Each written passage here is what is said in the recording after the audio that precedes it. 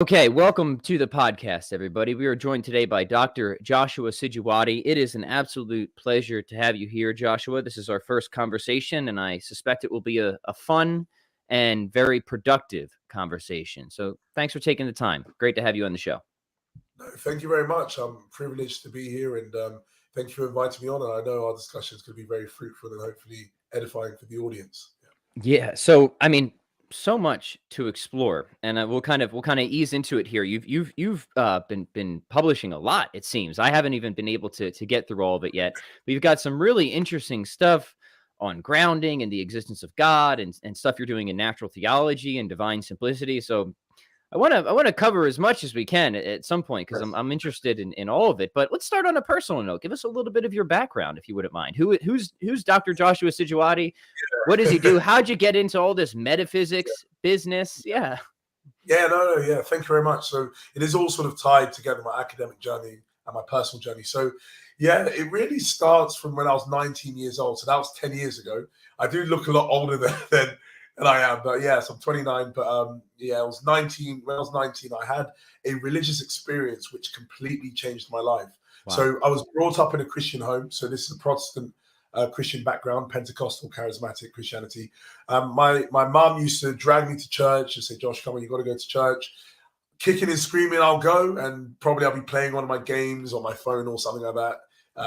Did we have phones back? I'm trying to think now. If we had I think we're around the same age. So the answer is yes, we did. They just weren't as good. Yeah. Yeah, they weren't as good. But whatever I was doing, I wasn't focused on the message. I didn't really care about Christianity. And I even went throughout my secondary education. So in the UK, that'll be sort of, secondary education. And then in the US will be high school. I went to a Christian school, but still nothing really caught on in my heart. I never really saw the reality of Christianity. But it wasn't until I was 19 years old. And when I was 19, just about the context, it's very strange. I'm in the UK, but I loved playing American football. I fell in love with it.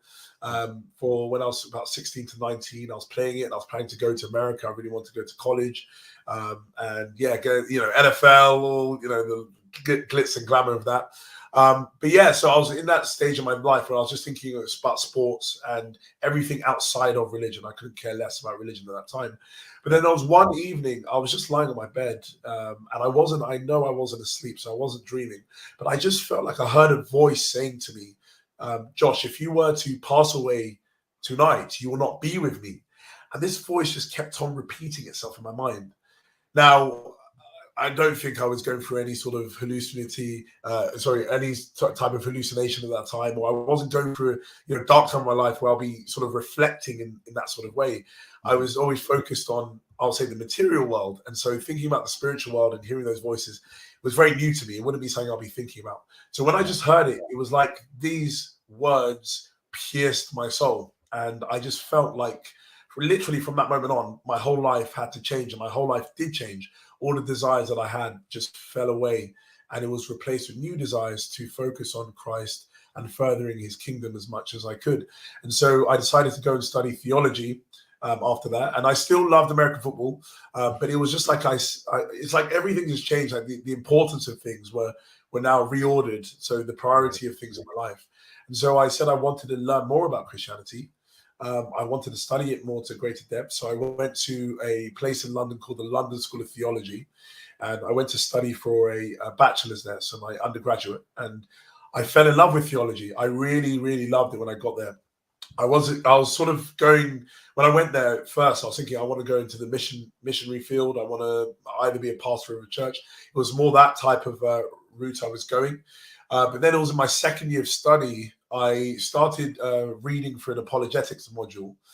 And I was like, wow, this stuff is very interesting. And I started researching and watching debates. And one debate that really changed my whole trajectory of everything was William Lane Craig's debate with Christopher Hitchens at Biola University. It might be 2009 or 2011 that he had it. And yeah, Christopher Hitchens, if I'm honest, he didn't represent the atheist camp very well. But it was the way that Craig was able to represent Christianity in such a rationally grounded manner to actually show you represent the Christian faith, not in an emotive way, but in a way that actually gets to the core of history and the core of philosophy and all these sort of things. And you can utilize all of these secular disciplines to argue for the veracity of Christianity. And so I fell in love with that. And I said, oh my gosh, this, I want to know more about this. So I started reading apologetics, started reading a little bit more into like Craig's written work and other people around him. And then I stumbled upon philosophy of religion as a discipline itself. When I was reading Craig. So I started reading then Alvin Plantinga, and I did my undergraduate thesis on an area of his epistemology. But then also during that, I discovered Richard Swinburne. And Richard Swinburne, he's been probably the most influential individual in my entire life at a personal level, but also at an academic level of reading him. I just realized that, wow, you can utilize the best philosophy, like cutting edge philosophy, and it can use it to further, claims about Christianity. And so I'm talking a lot. I don't know if you want to interject or jump in. No, this is amazing. This is fascinating. I mean, God bless you. First of all, it's always amazing how God can just give people that like singular, almost like atom bomb of grace at some point in their life, and then it just carries through into so much else. And it sounds like you really had this just profound experience that's just so cool to hear about. But I want to probe a little bit more in the personal front before we go to the academic side, because reading your papers, I felt like, and this wasn't noticing, I felt like you're kind of blending a lot of Protestant and Catholic thought in a way. Because on one hand, you're using, a very Swinburnian approach in your grounding argument, which we're going to get to. But then on the other hand, it's like, it seems to me like this guy's defending a pretty strong commitment of divine simplicity. And that isn't something that Swinburne really goes for. So, and I know you said you were just received into the Catholic Church last year. So talk to me a little bit about how that's influenced, I guess, your intellectual and philosophical journey. Was it, what's the order of directionality here? Was it philosophy that pushed you towards Catholicism, or did something else make you Catholic? And then you kind of got this Catholic intellectual tradition, and now you're kind of, you see what I'm saying? Now you're kind of using that perspective, maybe. You see what I'm saying? I see what you're saying. Great question. So again, it was actually, even though he's not a Catholic himself, it was actually the Swinburne's work, specifically a book called Revelation, where he tries to argue for the veracity of the Christian revelation. But the way he argues for it is trying to say that there is a need for, at a philosophical level, there's a need for an authoritative body that we call the church to help us to understand, discern, and determine doctrine. And he argues for it in such a rigorous fashion. And it was actually reading that work about 3 years ago that started me, it sort of lit a match in my heart, in my mind, that actually I need to start thinking about the context that I am within in my Christian sort of life. Because even though I became a Christian at 19, I then stayed within the Protestant realm for about, so when was that? So 19, for about 5-6 years, I was in the Protestant realm, and I didn't feel any problem with that. But then when I started reading Swinburne's work, I started thinking about actually this question of authority, the need for authority to understand at an epistemic level truth and theological truth. And so it was sort of that started making me think about this. And I started then reflecting on, why do I believe what I believe about Protestantism and things related to Protestantism as well. And so just from that, I started saying, I need to go back into the history of the matter. And this sort of coincided with my PhD writing time, where I was looking, so my PhD was on the doctrine of the Trinity, where I was defending Swinburne's model of the Trinity, but I was trying to ground it within the pro-Nicene, so that's the 4th century expression of Trinitarianism. And so that meant I had to read a lot of the 4th century. And so I just got into this mode of saying I need to read a lot more about the history of the church and the history of doctrine and the way the church was organized and operating within the first millennium. And through that reading, I just felt, well, the first stage was, I just felt that there was at least 2 options for me on the table now, after doing the history sort of aspect of things and research, was that either orthodoxy or Catholicism. And I felt like those were the ones that sort of ticked the boxes for the authority question and also for correspondence to history. But then it was then later, like just more reflection on actually what I believe the understanding of the early testimony of how the church was organized and the way that Rome played a significant role. I do believe throughout the first millennium that it sort of just moved me towards Catholicism. I just felt the evidence at the end of the day, when we take it all into account, the best explanation for the evidence is something like Roman Catholicism. And so that's the approach I take though a lot, and we'll go through this with the grounding paper about inference to the best explanation. Yes, that's super fascinating because my approach was similar. I was coming from a sort of irreligious background, so I was never really Protestant. Love my Protestants. We have many Protestants who listen to this channel. Love them all, of course. But I just was never Protestant. And to me, the sort of abductive methodology was what brought me to Catholicism, right? Because it just seemed like, hey, look, when I look at the history of things, maybe any one particular data point, we could make a case from it from a Protestant perspective. But when we take our total understanding and all the data, right, the sacramentality, the liturgy, apostolic authority, it certainly seems to narrow it down to at least two, right? Orthodoxy or Catholicism. But then really interesting to hear that for you, Josh, the epistemological considerations, because that was big for me too. It just seems like we need like this stronger notion of authority to solve just a myriad of epistemological issues, especially concerning the essentials of revelation. And to me, that was kind of like the clincher, if that makes sense, in terms of an authoritative magisterium and the papacy in extension. Yes, and that's exactly, you've worded it perfectly. That's the same thinking and sort of thought process that I went through when I was going through this sort of trying to understand which one, for me is most evidenced and which one I want to actually affirm. And so it led me to, this was in December 2020, to being received into the church. So then my even prior to that though, I always had a belief that we need to uphold the sources of authority in our lives. And so for me now, obviously as a Catholic, but also prior to that, I believe that there was an authority associated with tradition. There's an authority associated with scripture.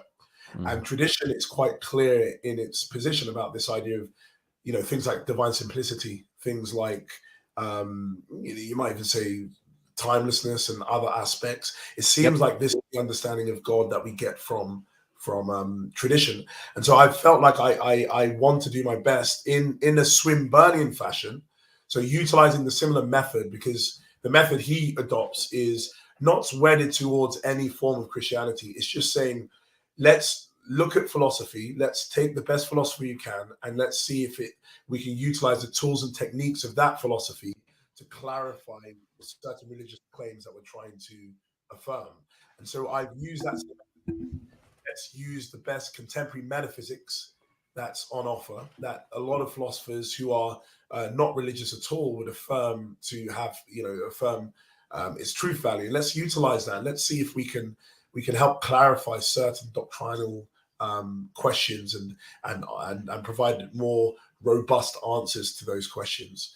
And so that's sort of my approach. But I wouldn't say it's sort of a Protestant mechanism. It's more it's this mechanism of saying, let's utilize the best, our reasoning faculties and the best knowledge that we can find outside of theology to help clarify theology. But this is always with an idea that at the end of the day, there is still authority that we need to. So it's not like you just do whatever you want. Use this best philosophy and then apply it and then say we read Christianity from that. No, we read it always with the lens of tradition. And I would say, as a Catholic, the declarations of the magisterium. But I don't think that's out of sorts with the metaphysics that I utilize. I think it actually furthers the cause of position of the church and things like that. Yes. Yeah, I agree. Brilliant. Okay, this is, I think, a good segue now to your paper. So let me try and summarize how I think of your paper and why I think it's important, and then I'll let you obviously fill in the details. So you're kind of doing this cool thing. I think it's a really cool thing. It seems to me that you have like a particular audience in mind, and that audience are metaphysicians, right?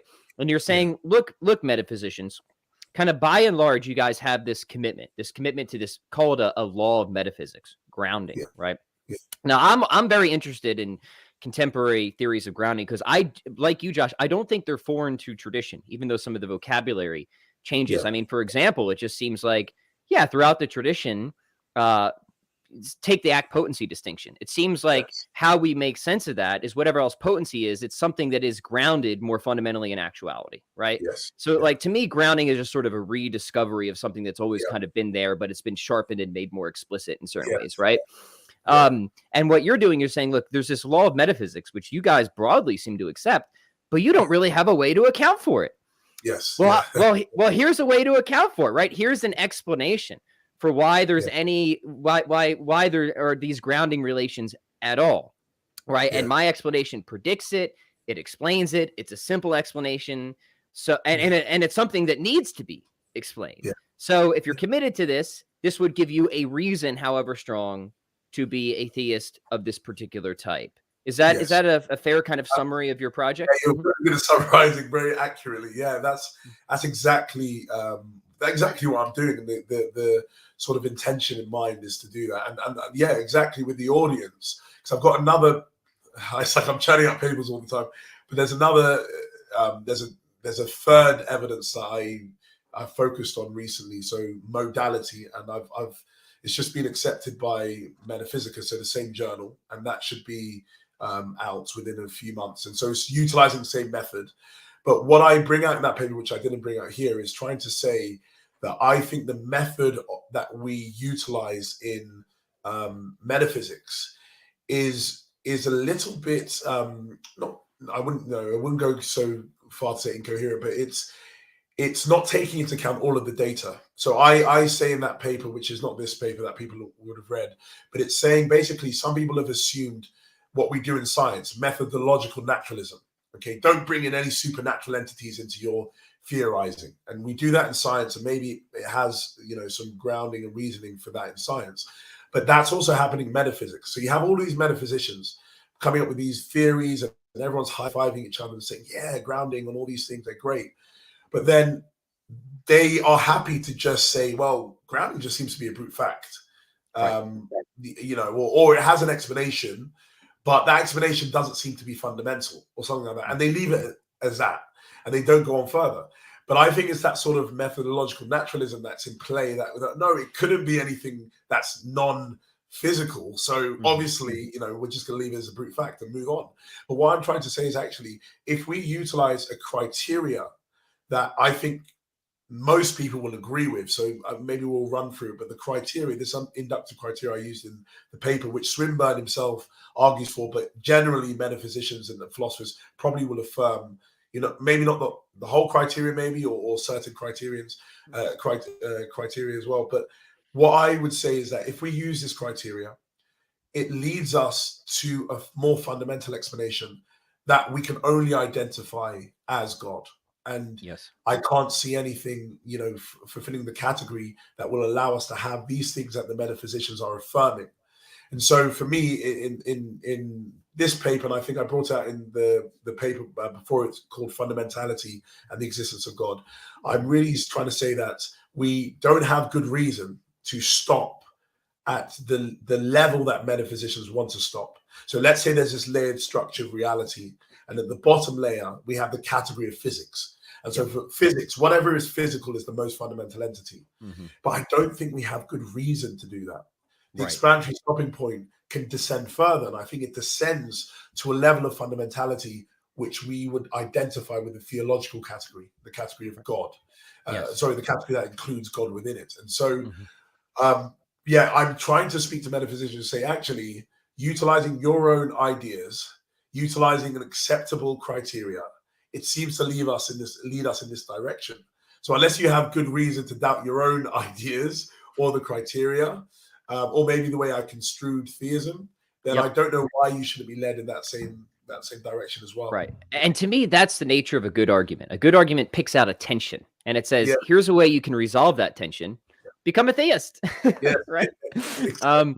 So, there's, and there might be other ways that they can try and opt out of that. But to me, it seems very clear you've successfully identified a tension, a strong tension, right? And you've offered a reasonable way to resolve that tension, which is to adopt this form of theism. So I love it. Maybe we should start by just talking a little bit more of grounding, one thing I like and I agree with in your work is you do take the position that grounding should be considered a form of metaphysical causation. I agree. Kenny Pierce, who's coming on this show, I think in 2 weeks, he doesn't take that view. I'll talk to him about that later. Yes. But especially if we're, staying within the tradition and the way that I think of, say, general Aristotelian Thomistic metaphysics, like, of course, grounding is a form of causation.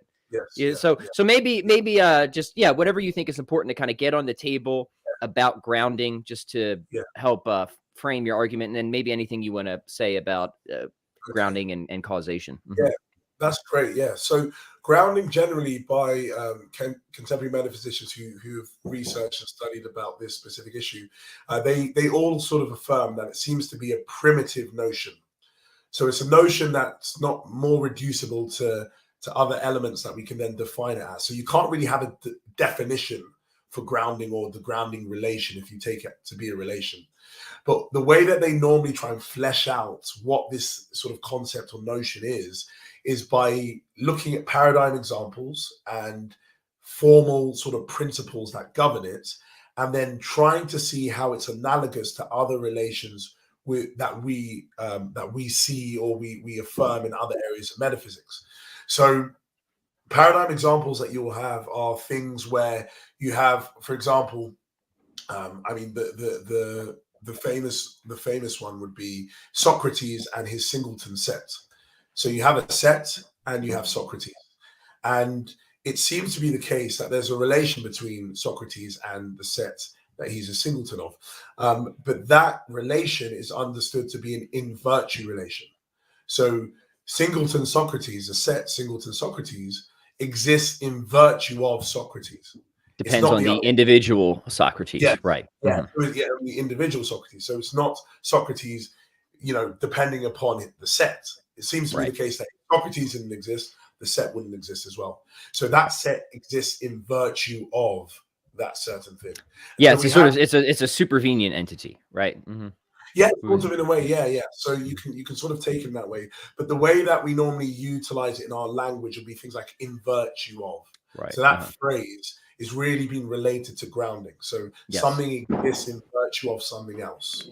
So, and we can sort of look at, there's different paradigm examples that you can bring out, where there's certain things. So even something really silly, but like, let's say I'm playing a trumpet, and you have a sound coming out of my trumpet.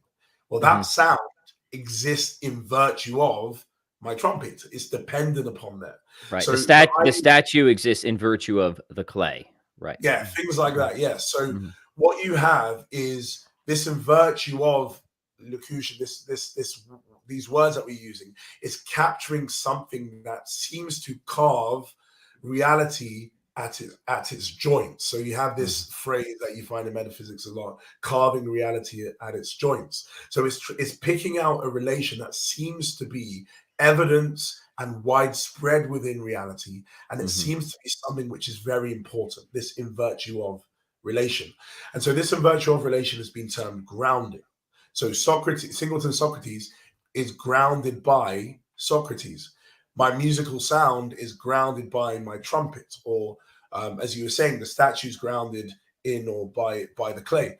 And so this relation of grounding has certain formal features that we can then sort of derive from these paradigm examples. Well, one of the first formal features is that it seems to be an irreflexive relation. So let's say we're just using the term X. So no X grounds itself. So you can't ground your own self. It's not a relation that you can be related to yourself. But it's also an asymmetric relation. So if X grounds Y, Y does not ground X. So it's directed in a certain fashion. And it's transitive. So if X grounds Y and Y grounds Z, then X grounds Z as well. So those are sort of the formal principles that all metaphysicians, you all have detractors of certain things, but they sort of agree. There's always got to be somebody who disagrees. Yeah, you always have to find the one. So given these formal principles, what we then understand, and we can sort of have a picture in our mind of grounding, is that it seems to be a relation that connects the less fundamental entities to the more fundamental entities. And so because those formal principles are directed, if something's asymmetric, it's going that way. If it's a reflective, it's also going out of itself. So it's a directed relation. And so what we see then is that it's a connection of less fundamental to more fundamental. Singleton Socrates set, or the set Singleton Socrates, is less fundamental than Socrates himself. And so what we then have is that it seems to be the case that reality, if we take grounding to be this directed relation that links the less to the more fundamental, it seems to be that we have within reality a certain structure. Reality is not flat. Things are structured hierarchically. So the less fundamental entities are higher up, and the more fundamental entities are lower down. And so the more you descend down this structure, you get to the more fundamental entities. Right. So for example, you might have like economics way at the top, but you keep driving down, you'll get to particle physics, right? Exactly. Yeah, and I do bring that out in my paper. So I do have some images of that, which if people want to refer to it. So yeah, you have this structure of less to more fundamental. And the key thing that structures that sort of that view of reality is this relation of grounding. And so philosophers have seemed to had to somehow come to a place of affirming the veracity of this notion, just because it seems to be reality is structured in this certain fashion. But then certain other philosophers, so two philosophers specifically, Jonathan Schaffer, who's a very, very prominent contemporary metaphysician. He's not religious at all, but he's very prominent. And then you have a philosopher in Birmingham, so the United Kingdom, called Alistair Wilson. And both of these philosophers have affirmed this idea that, yes, grounding is a relation that connects less to more fundamental entities. Yes, we can understand it from our paradigm examples, but we can also see grounding to be a relation that seems to be analogous to the relation of causation. Now, Schaffer, he takes grounding to just be analogous to causation. So it's a relation that's very similar to causation. But Alistair Wilson, he goes further and he identifies grounding as a form of causation. So he reterms it metaphysical causation. Now, in that specific paper, I go with Wilson's view. So I take the identification view that grounding seems to be a relation of causation. It's just metaphysical causation. So in the category of causation, we have two types of relation: metaphysical causation and nomological causation. Nomological causation is the normal form of causation that we think of, which is a diachronic relation. Right. But Over grounding, time. over time. But grounding is a synchronic relation, and it's the relation that grounds the less to the more fundamental entity. Now, for our Thomists listening, you might think that this somewhat resembles Thomas distinguishing between accidental and hierarchical causal series, right? And yeah, so I've had certain individuals point that out to me, because if I'm honest, I know of Thomas's work. I've taught certain aspects of it, and I've affirmed certain aspects of it as well. But when I was thinking of this paper, I wasn't actually thinking of Thomas in my mind. But then after that, reflecting on it, I really think, it does sort of fit exactly with this idea of essential or per se causation instead of accidental causation. But that sort of distinction there that Thomas will be happy to affirm is now being argued for in contemporary metaphysics. Right. And so, I take that metaphysical causation view. And that view then says that the less fundamental entities are metaphysically caused in the layered structure of reality by the more fundamental entities in that structure. So grounding just seems to play a very, very important role. And it seems to be one that philosophers, like I said, they can't define it, but they seem to be able to sort of, bring out the nature of it. And it seems to play, that role that causation does as well. Right. Now I really don't think probably too much depends on whether you want to call grounding a form of causation or not. Certainly not for your argument, but I guess part of my issue is I just think that the modern I just had this conversation yesterday with Gavin Kerr. It's like, no, the tradition has dibs on causation here, right? The tradition was talking about it first. Why should we just, grant everything to the modern philosophers and have this very like emaciated, restricted view of causation? You know what I mean? Anyway, so we don't have to spend time on that because I don't think it's essential to your case. But I'm glad you were able to highlight some of those aspects for us. Yes, yeah. No, thank you. Yeah, so I would agree with that. I do bring this out in a footnote that whichever sort of conception you take, if it's causal or non-causal, exactly like you said, it doesn't have any issue with the argument, or it's not so relevant. But yeah, the relevancy is just the idea of it being a connecting relation between the less to the more fundamental entities. That's important within the argument itself. Yeah. Right. So the key thing, I think, for the people who might be new to this is we have levels of fundamentality and dependency, right? Yes. Okay, awesome. So let's continue on. Where do we go from here? Okay, so let's say, and this is argued a lot more, so it's not assumed that it's sort of, not, I wouldn't say rigorously argued for, but I do bring forward certain reasons to affirm the reality of this relation. So it's not just that philosophers like it, but actually there's good reason to believe that grounding exists. Right. But let's say we just grant that and we accept that. So there's this relation of grounding, okay, that philosophers like, and it seems that we have reasons to believe in it. What best accounts for grounding existing at any point in time? So the slogan phrase is, what grounds grounding? Because we have this relation, but do we have good reasons to just say, well, it just exists? It's just its existence is a brute fact. Or do we have further reasons to go for a more fundamental explanation for the relation of grounding itself? And so the whole argument of the paper is really to say that we have good reason to go for an explanation, a more fundamental explanation that provides us with reason to affirm the reality of grounding. And so without this explanation, we don't have good reason really to say actually grounding exists at any particular occasion. And so the way I sort of go through this in the paper is I sort of say that there's certain options that you can go. You can go with what I call the primitive option, which is saying actually the relation of grounding just exists. That's it. It's just a primitive relation. There's no further analysis that could be done. Right. No further analysis, no further explanation for it. And so you can just term grounding fundamental itself. Or you could go with what I call anti-primitive explanations. So these are explanations that are put forward in order to explain why there is a relation of grounding.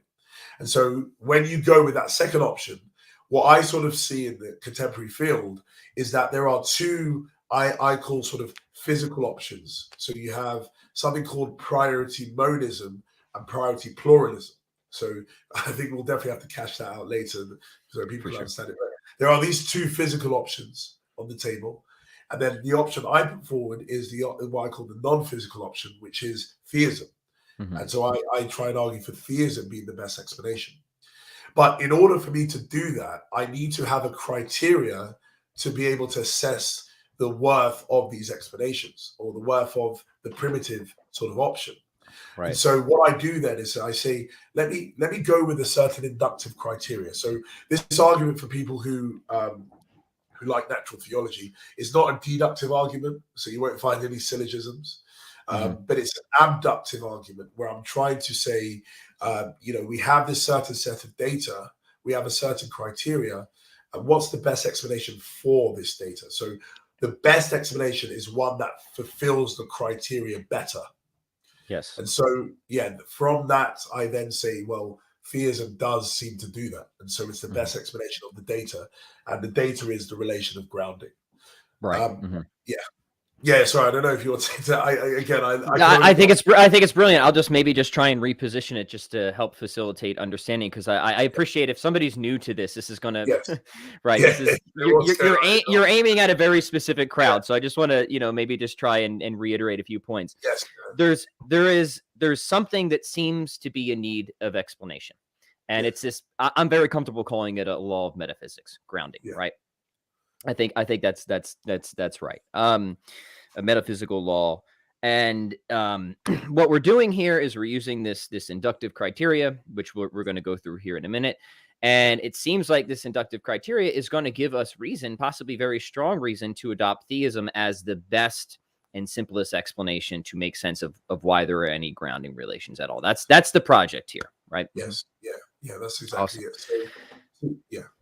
No, I was just going to say, I think at this point, maybe we should start to go through this criteria. And it's important here because, again, what you're doing is you're saying, look, you guys are committed to this, and you're committed to this. You're committed to grounding, and you're committed to this criteria broadly, Yeah. right? Yeah. So it's so there's going to be a tension at some point, right? And this is what we're going to do as we move through the conversation. Like, it's going to be a problem if you hold that this is primitive, because it really seems like this is something that we should be able to analyze further, right? Really seems like something we should be able to explain or ground. There's going to be a problem if you stop at a sort of priority monism, right? Yeah. And that'll bring up some mereological issues. Anyway, Yeah. I'm getting too far ahead. You continue Yeah. where we left off. No, no, that's perfect. Yeah, you've Mhm. explained it really well. So, yeah, exactly. So it's that commitment issue, and yeah, what I believe, and this is something that Swinburne himself brings out a lot. Yeah, he brings out a lot this idea that it seems to be the case that we have this criteria that historians and scientists and philosophers just seem to take to be true, and they utilize it, but they maybe don't analyze it a lot. But we just, even our daily life, we just go around with this criteria, not in our minds because we don't know of the criteria, but it seems to be the case when we're judging explanations of things in our daily lives, we utilize something similar to this. Real quick, Josh, do you think that you could maybe, here's an idea for a future paper, maybe write a paper where the criteria itself is something that is best explained by theism? Yeah, that would be interesting, actually. I think, that's something to definitely. I think you can make that argument, right? Yeah, that would be great. Yes, I'll add that to the list of. Yeah. Okay, sorry to get sidetracked. No, that's great. Yeah, so this criteria is something that's widely committed to in different areas of knowledge, and so the criteria is just simply, so it has four elements, and one of them drops out, which I will explain because it's not so important in this context. But the first one is the criterion of predictive power. Now, that's the idea that if an explanation is true, then it should lead us to expect the data that we have. So it should explain the data. It shouldn't just be some random thing. If I find some random explanation that's not connected at all to my data, then it seems not to have any predictive power. It should be relevant to the data. It should lead us to expect it. And so it's called a criterion of predictive power. If the explanation is true, it should lead us to expect the data that we have. And even though it says predictive power, it doesn't mean that the data has to be found after the explanation has been formulated. It doesn't have to. It's an explanatory thing. As long as it explains the data, then it's sufficient. So criteria of predictive power. Second one is criteria of background knowledge. That's the idea that our explanation that we are trying to analyze, it should fit with other areas of knowledge. So other areas that we affirm, we take to be, areas of concern, and the theories within them, it should mesh well with them. It shouldn't just be outside of our scope of knowledge. It should be within our wider field of knowledge. Right. And then, so you have this idea of fitting with our background knowledge. That's the second criterion. And then the third one is the criterion of explanatory scope. This is the idea that a hypothesis should seek to explain less. The wider its range of explanation, the more likely it is to be false, because it has so many things to account for. And so, that's the third one. And then the fourth one is the criterion of simplicity. But before I go to that fourth one, the third one is the one that falls out. So the criterion of scope in this context, because we're seeking to explain things about fundamentality. So we are putting forward fundamental explanations. That means explanations that do not have any further, explanation beyond. We're in the metaphysical basement, right? Yes. And we're trying to explain literally everything in that layered structure of reality. Specifically in this paper, the grounding relation, which is scattered everywhere within the layered structure of reality, and in different areas as well of that structure. It seems to be the case that whatever explanation we're going to put forward is going to have extraordinarily wide range of explanatory scope, and so it's not fair then to go and say we're going to privilege a hypothesis or explanation that has very narrow, because we're not going to have very good ones that are very narrow, because we're trying to seek to explain everything. So anyways, that criteria just drops out. Even though it can be useful in other contexts, it's not useful in this one. Okay. But then the criterion of simplicity is the last one. Now, this is the idea that an explanation should be simple. So people would have heard of things like Occam's razor. You don't postulate things beyond necessity. But it really is this idea of we should want the most parsimonious explanation of our data. The simplest explanation is more than likely the true one. But the way we understand simplicity, the way I sort of take it is we should postulate the fewest number of entities. So one instead of 2, 3, or 4. We should postulate the fewest number of properties of those entities. So 1 instead of 5, 6. And we should postulate the fewest kinds that this entity falls into. Whatever entity we're putting forward, it should fall into less kinds, not as many kinds as we can multiply. Right. But yeah, the way I then extend that, though, I then I assume Schaffer's view on this. So Schaffer, who plays a massive role in this paper, and I said before is a very prominent metaphysician. I assume his idea because he affirms this criterion. He calls it the laser instead of the razor. So you have Occam's razor, which is very famous, but he calls it the laser. And what he sort of says is that we should use simplicity in a fundamentality context. So what that means is we shouldn't postulate the fewest fundamental entities, the fewest fundamental properties. We should postulate the fewest fundamental kinds. So it's about fundamentality. So simplicity, it doesn't matter how many non-fundamental entities we allow within our ontology. Right. But we should have the fewest things within our base structure. Yeah. I want to spend some time on this stuff, Josh, because I think it's really important to get right, and I'm with you across the board on it. So just to give an example, right? And sometimes you get this in worldview debates. People be like, well, maybe naturalism is simpler because it's got less things sort of bumping around in the ontology. We don't have spirits or fairies or whatever. But I think it's pretty easy to show that like just having fewer number of things in general isn't necessarily an advantage. I mean, just borrow an example from Tim McGrew, right? I mean, imagine sort of everything in a world minus Abraham Lincoln, right? Well, that's simpler. But now, like, we've just made a huge explanatory mess of things, right? So, but what really matters, I think, is Schaffer's right, is simplicity on the fundamental level, right? Because if we can unify our ontology in something more fundamental that's simpler, that's an increase in simplicity in the relevant respect. And as we're going to go on to argue, I mean, like it's always struck me like I don't see how you beat a classical theist here, especially with divine simplicity, because we've got qualitative and quantitative simplicity. We've got something that's absolutely ontologically simple, incomposite. Like, how are you going to compete with that, right? So if we can make the argument that it's on the fundamental level that simplicity matters, I mean, maybe you could object to divine simplicity on other grounds, but I really don't see how you're going to be able to compete in. I mean, you could tie, I guess, in quantitative simplicity. You could be a monist and have one thing, but you're not going to be able to tie both in quantitative and qualitative. Do you think that's right?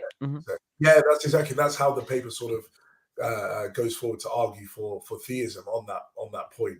But I do agree with you. I think it's we want whatever is at the most fundamental structure, fundamental layer of reality.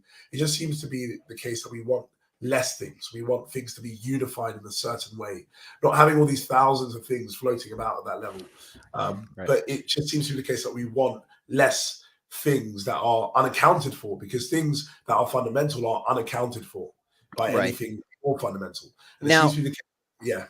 No, sorry. Finish your thought, and then I'll chime in. Yep. No, it's fine. No problem. Yeah. No, I was just going to say, maybe to help people understand this criteria. I mean, we use this every day without thinking about it. We really do. Like, if I go outside and I see that my sort of driveway is wet, I'll immediately sort of form a hypothesis, right? Oh, it rained. But then if I see that there's wetness just sort of around my car, I'll start to question the hypothesis, because it would lead me to expect wetness sort of all around, not just in a restricted area. So then I might form an alternative hypothesis, right? My wife, God bless her, she's such a wonderful woman. She washed my car, right? And then I'll say, okay, if that hypothesis is true, maybe I would expect some other data. And I look around my car and there's a bucket of suds, right? And then I think, oh, that's just what my hypothesis would predict. So it counts in favor of the hypothesis. But like you said, I don't need to have that hypothesis first. I could see the bucket of suds first, right? And then form the hypothesis, right, as sort of inference to the best explanation.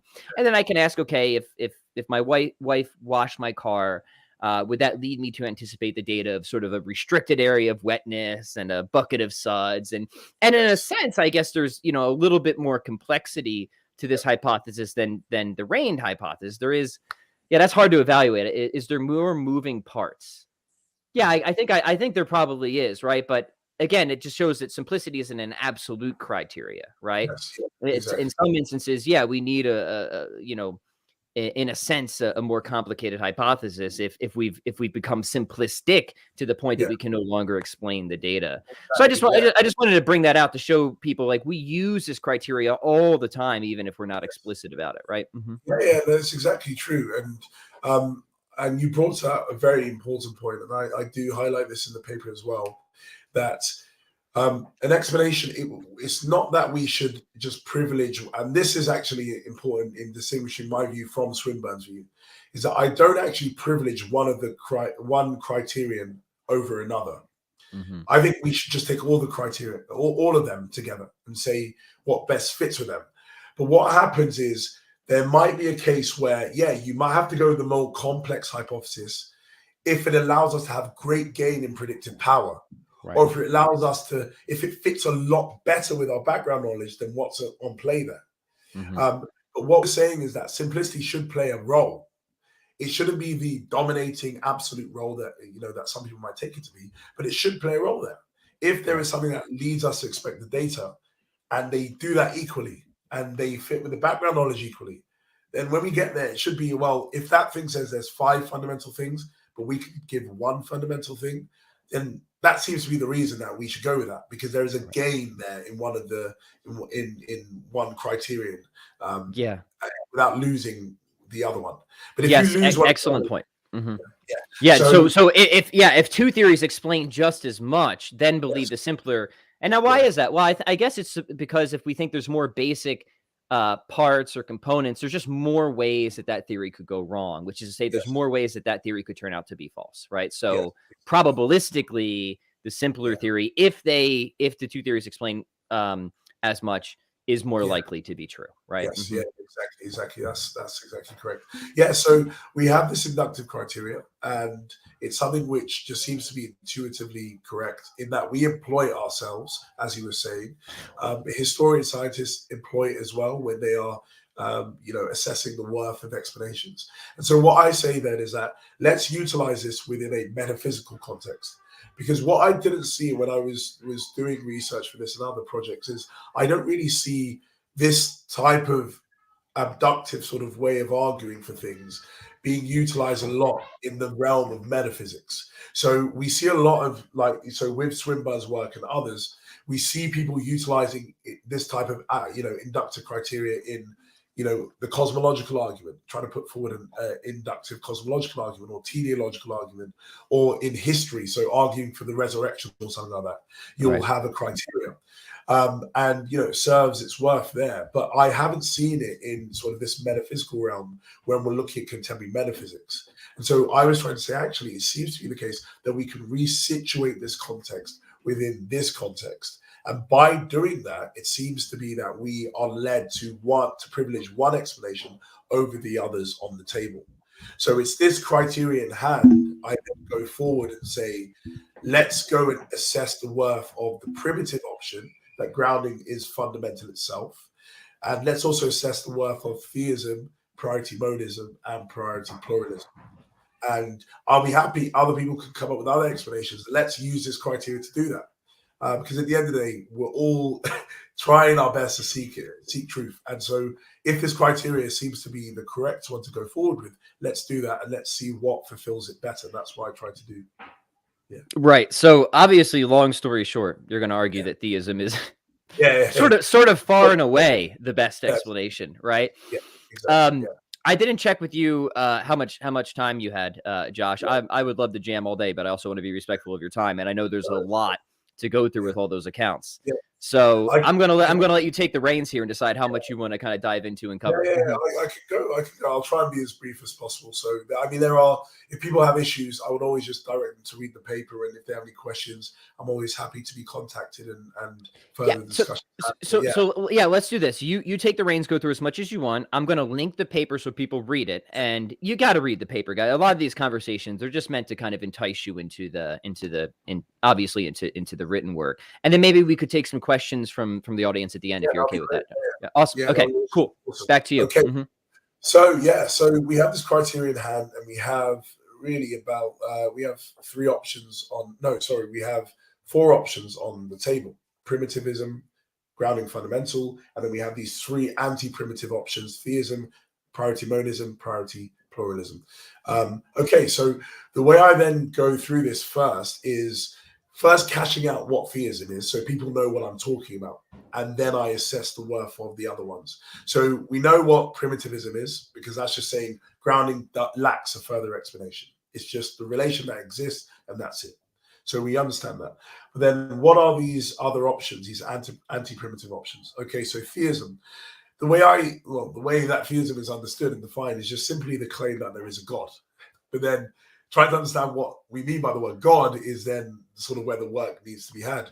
And so the way I take theism to be, in my mind, best defined as is the claim that there is a metaphysically simple omnipotence trope.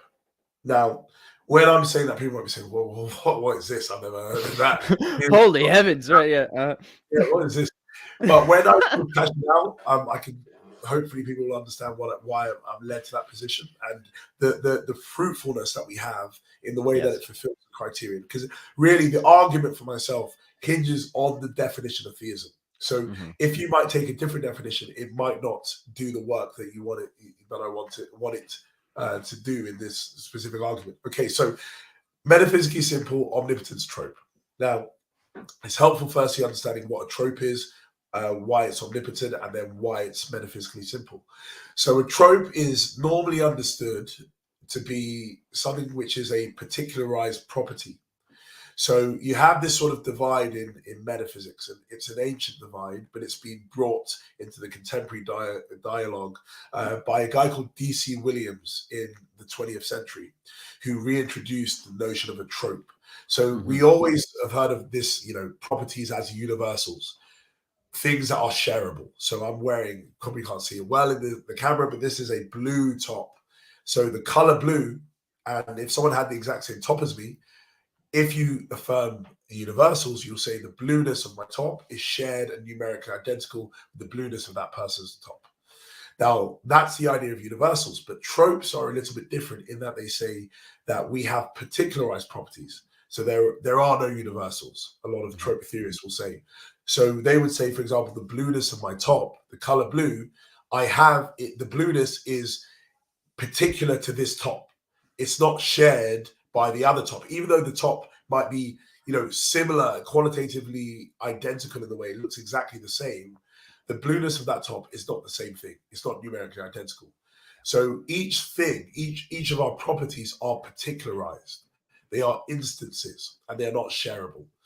So that's normally the way that we all understand a trope. Well, you might be thinking, well, why are you going to take God to be a property? That sounds really weird. But something I discovered in my research into tropes is that there are 2 concepts of tropes that a lot of people don't think about, but it's, again, just something that's assumed by the metaphysicians. But there are things called modifier tropes and things called module tropes. Right. A modifier trope is a property in the full sense of the word, and it's a property that is a characterizer.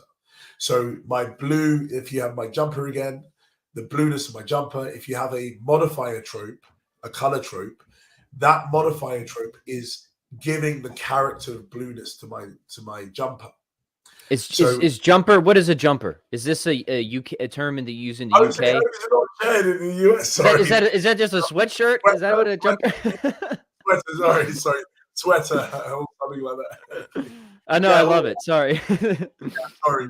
Yeah, so sweater or whatever someone might be wearing, let's say shirt, let's just go with the shirt. So if someone's wearing a shirt and they have a blue shirt, if you have a modifier trope that you affirm to exist, that it's a property that gives the color to that top. Okay, Right. so the property that gives the color. But the important thing is that it's a property, but it's not self-exemplifying. So it gives what it doesn't have. Okay. But then the important one, and the important for the argument, is this idea of a module trope. A module trope is not a property, it's an object, and it's self-exemplifying. So again, if you hold to a top being blue and you affirm the existence of a module trope, you would say that it is the shirt has blueness because it has module tropes all over that are composing it and which are giving it its blueness. But the module tropes are blue themselves. Now, a better way to understand it, a better example would be a hotness trope. So if I'm touching a stove, a cooker, I don't know if it's cooker in America or stove, but if I'm touching a stove generally, so if I'm touching a stove and it's extremely hot, I burn my hand. Yeah. Now, what causes me to burn my hand? Well, you'll say it's a stove, but why is the stove, able to burn my hand? It's because it has the property of hotness. But let's say we're not talking about universals and we're talking about tropes. What type of trope does it have? Well, the only trope that you can go to there is a module trope, because if we go in modifier tropes, they give things that they don't have. But because they give things that they don't have, they are not hot themselves. So the reason why I'm burning my hand is because I'm touching something that is hot. So it's not the stove that's hot, it's the property itself that has that, or the object itself that has that specific characteristic. Okay, so don't get too drowned out on this distinction.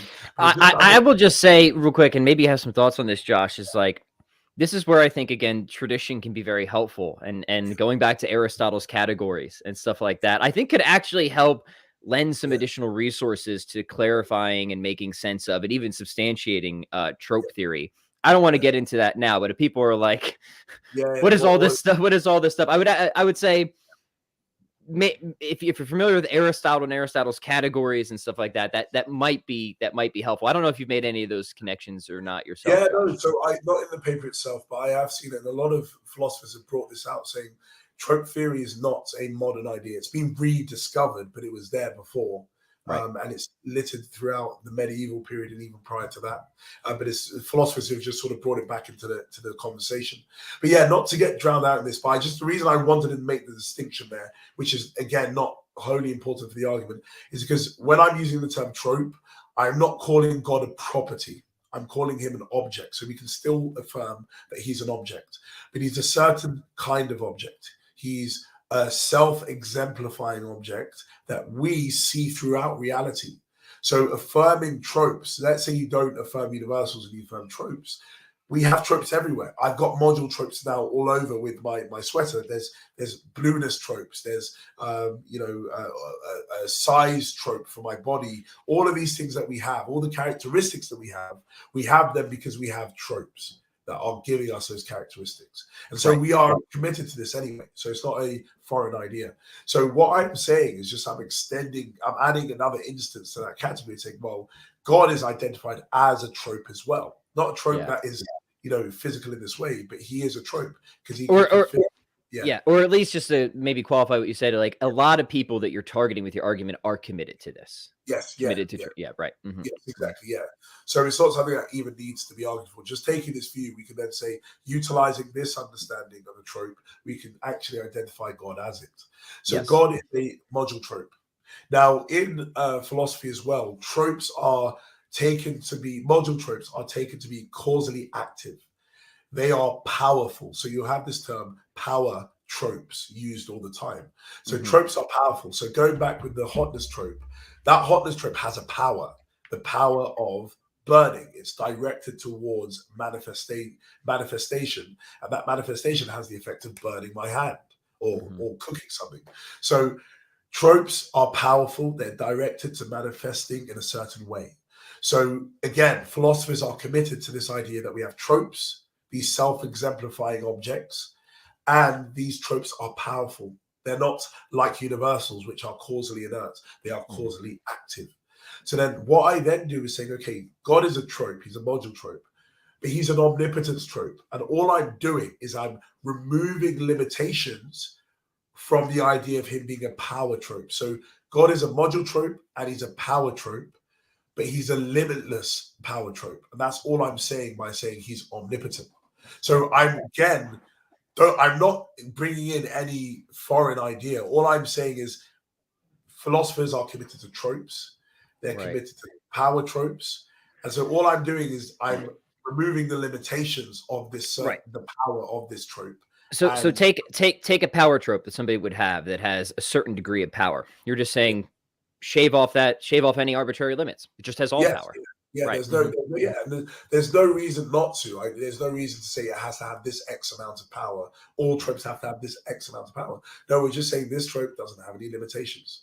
There's no limitations or boundaries to its range of power, and that's why I call it an omnipotence trope.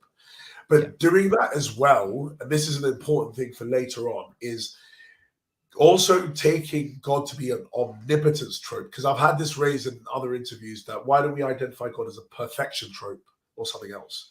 Well, the reason I don't do that is because, again, I want to fit with what metaphysicians are saying.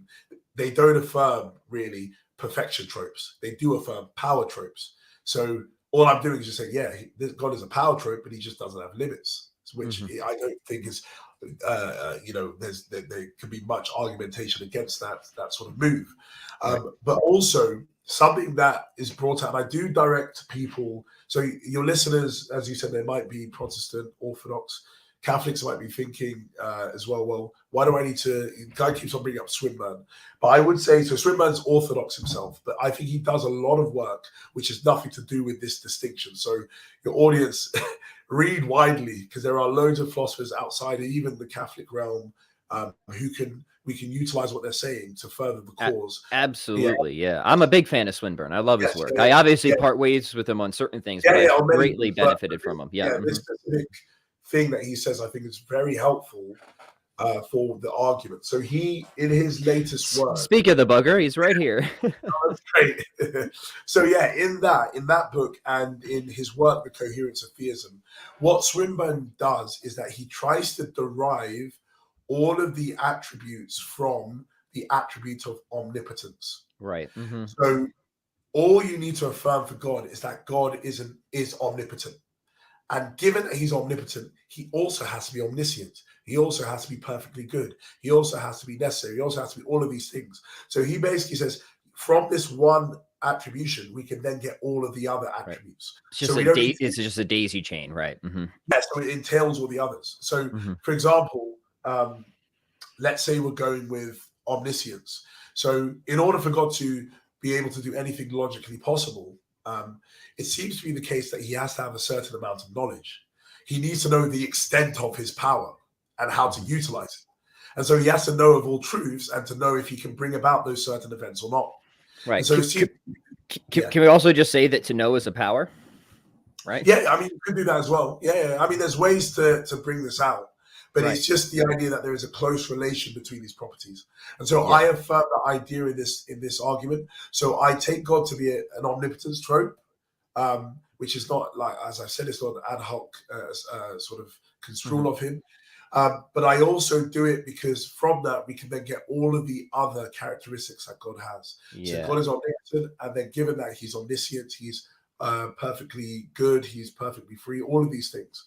So let's draw that out a little bit. Maybe it'll be helpful, right? So if we want to say that, I think very plausibly that to know something is a power, well, then, if God has all powers, he's going to have the power to know. But if there's no limits to his power, there's going to be no limits to his knowledge, right? You're just shaved off all limits.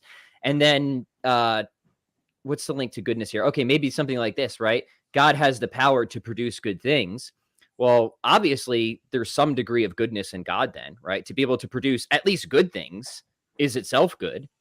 And there's no limits there. Well, shave it off. There's no limitations to God's goodness then. He's qualitatively or unrestrictedly good. I don't know if that's the move you make, but there's also, maybe you could take the moral motivation theory, right? The guys of the good thesis, where you link omniscience to God never being able to make a mistake about the facts of what is actually good. and then you can link to omnibenevolence or perfect goodness from that way. So I think there's probably a number of different moves you could make from omnipotence. Yeah, is actually the way Swinburne sort of goes with it. So he says, okay, we get omniscience, God has all moral truths, but then you also get from omnipotence perfect freedom.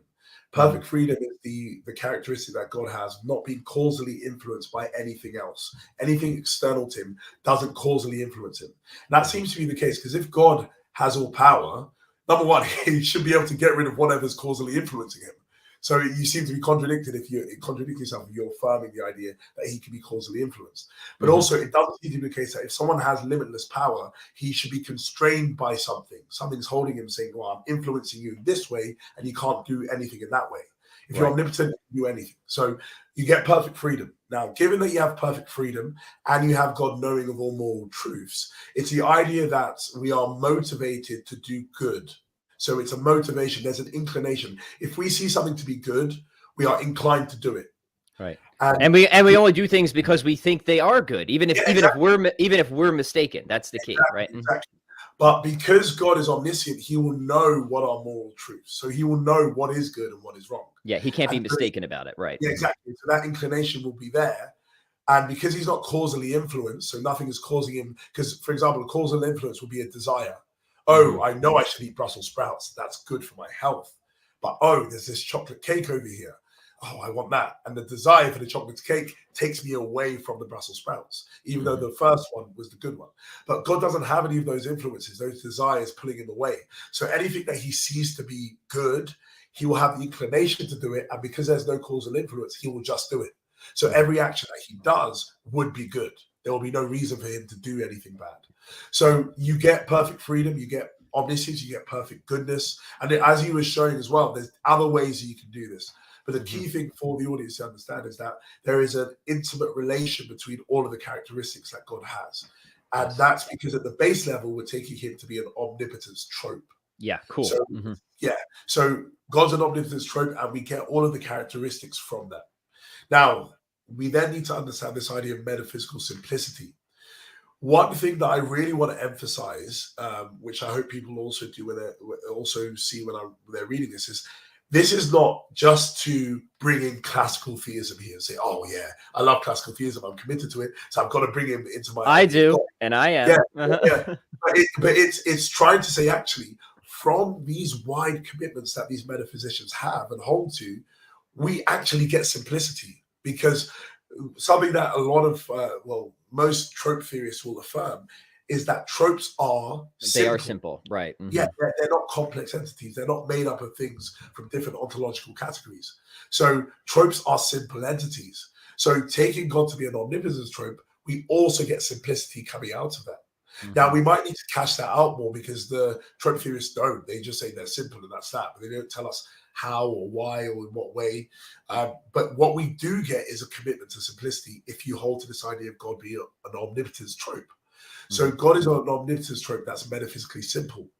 And the way, obviously, that we see simplicity to be is that God has all of these attributions made of him. Like I said, he's perfectly good, perfectly free, omniscient. But these are properties of him. These are things that are numerically identical to him. They are God.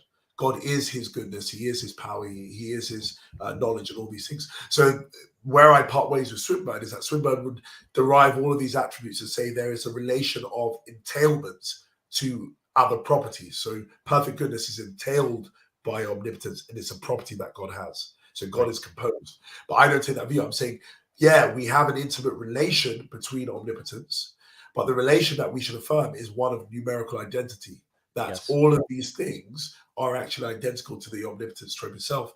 And so I if you can link this as well, there's a sort of my own account of simplicity that I try and I don't go into. It's only in a footnote. But if people, because it's not so important for the argument, but if people are saying, well, simplicity, okay, plays a part in the argument, but I don't like simplicity because I can't make sense of it.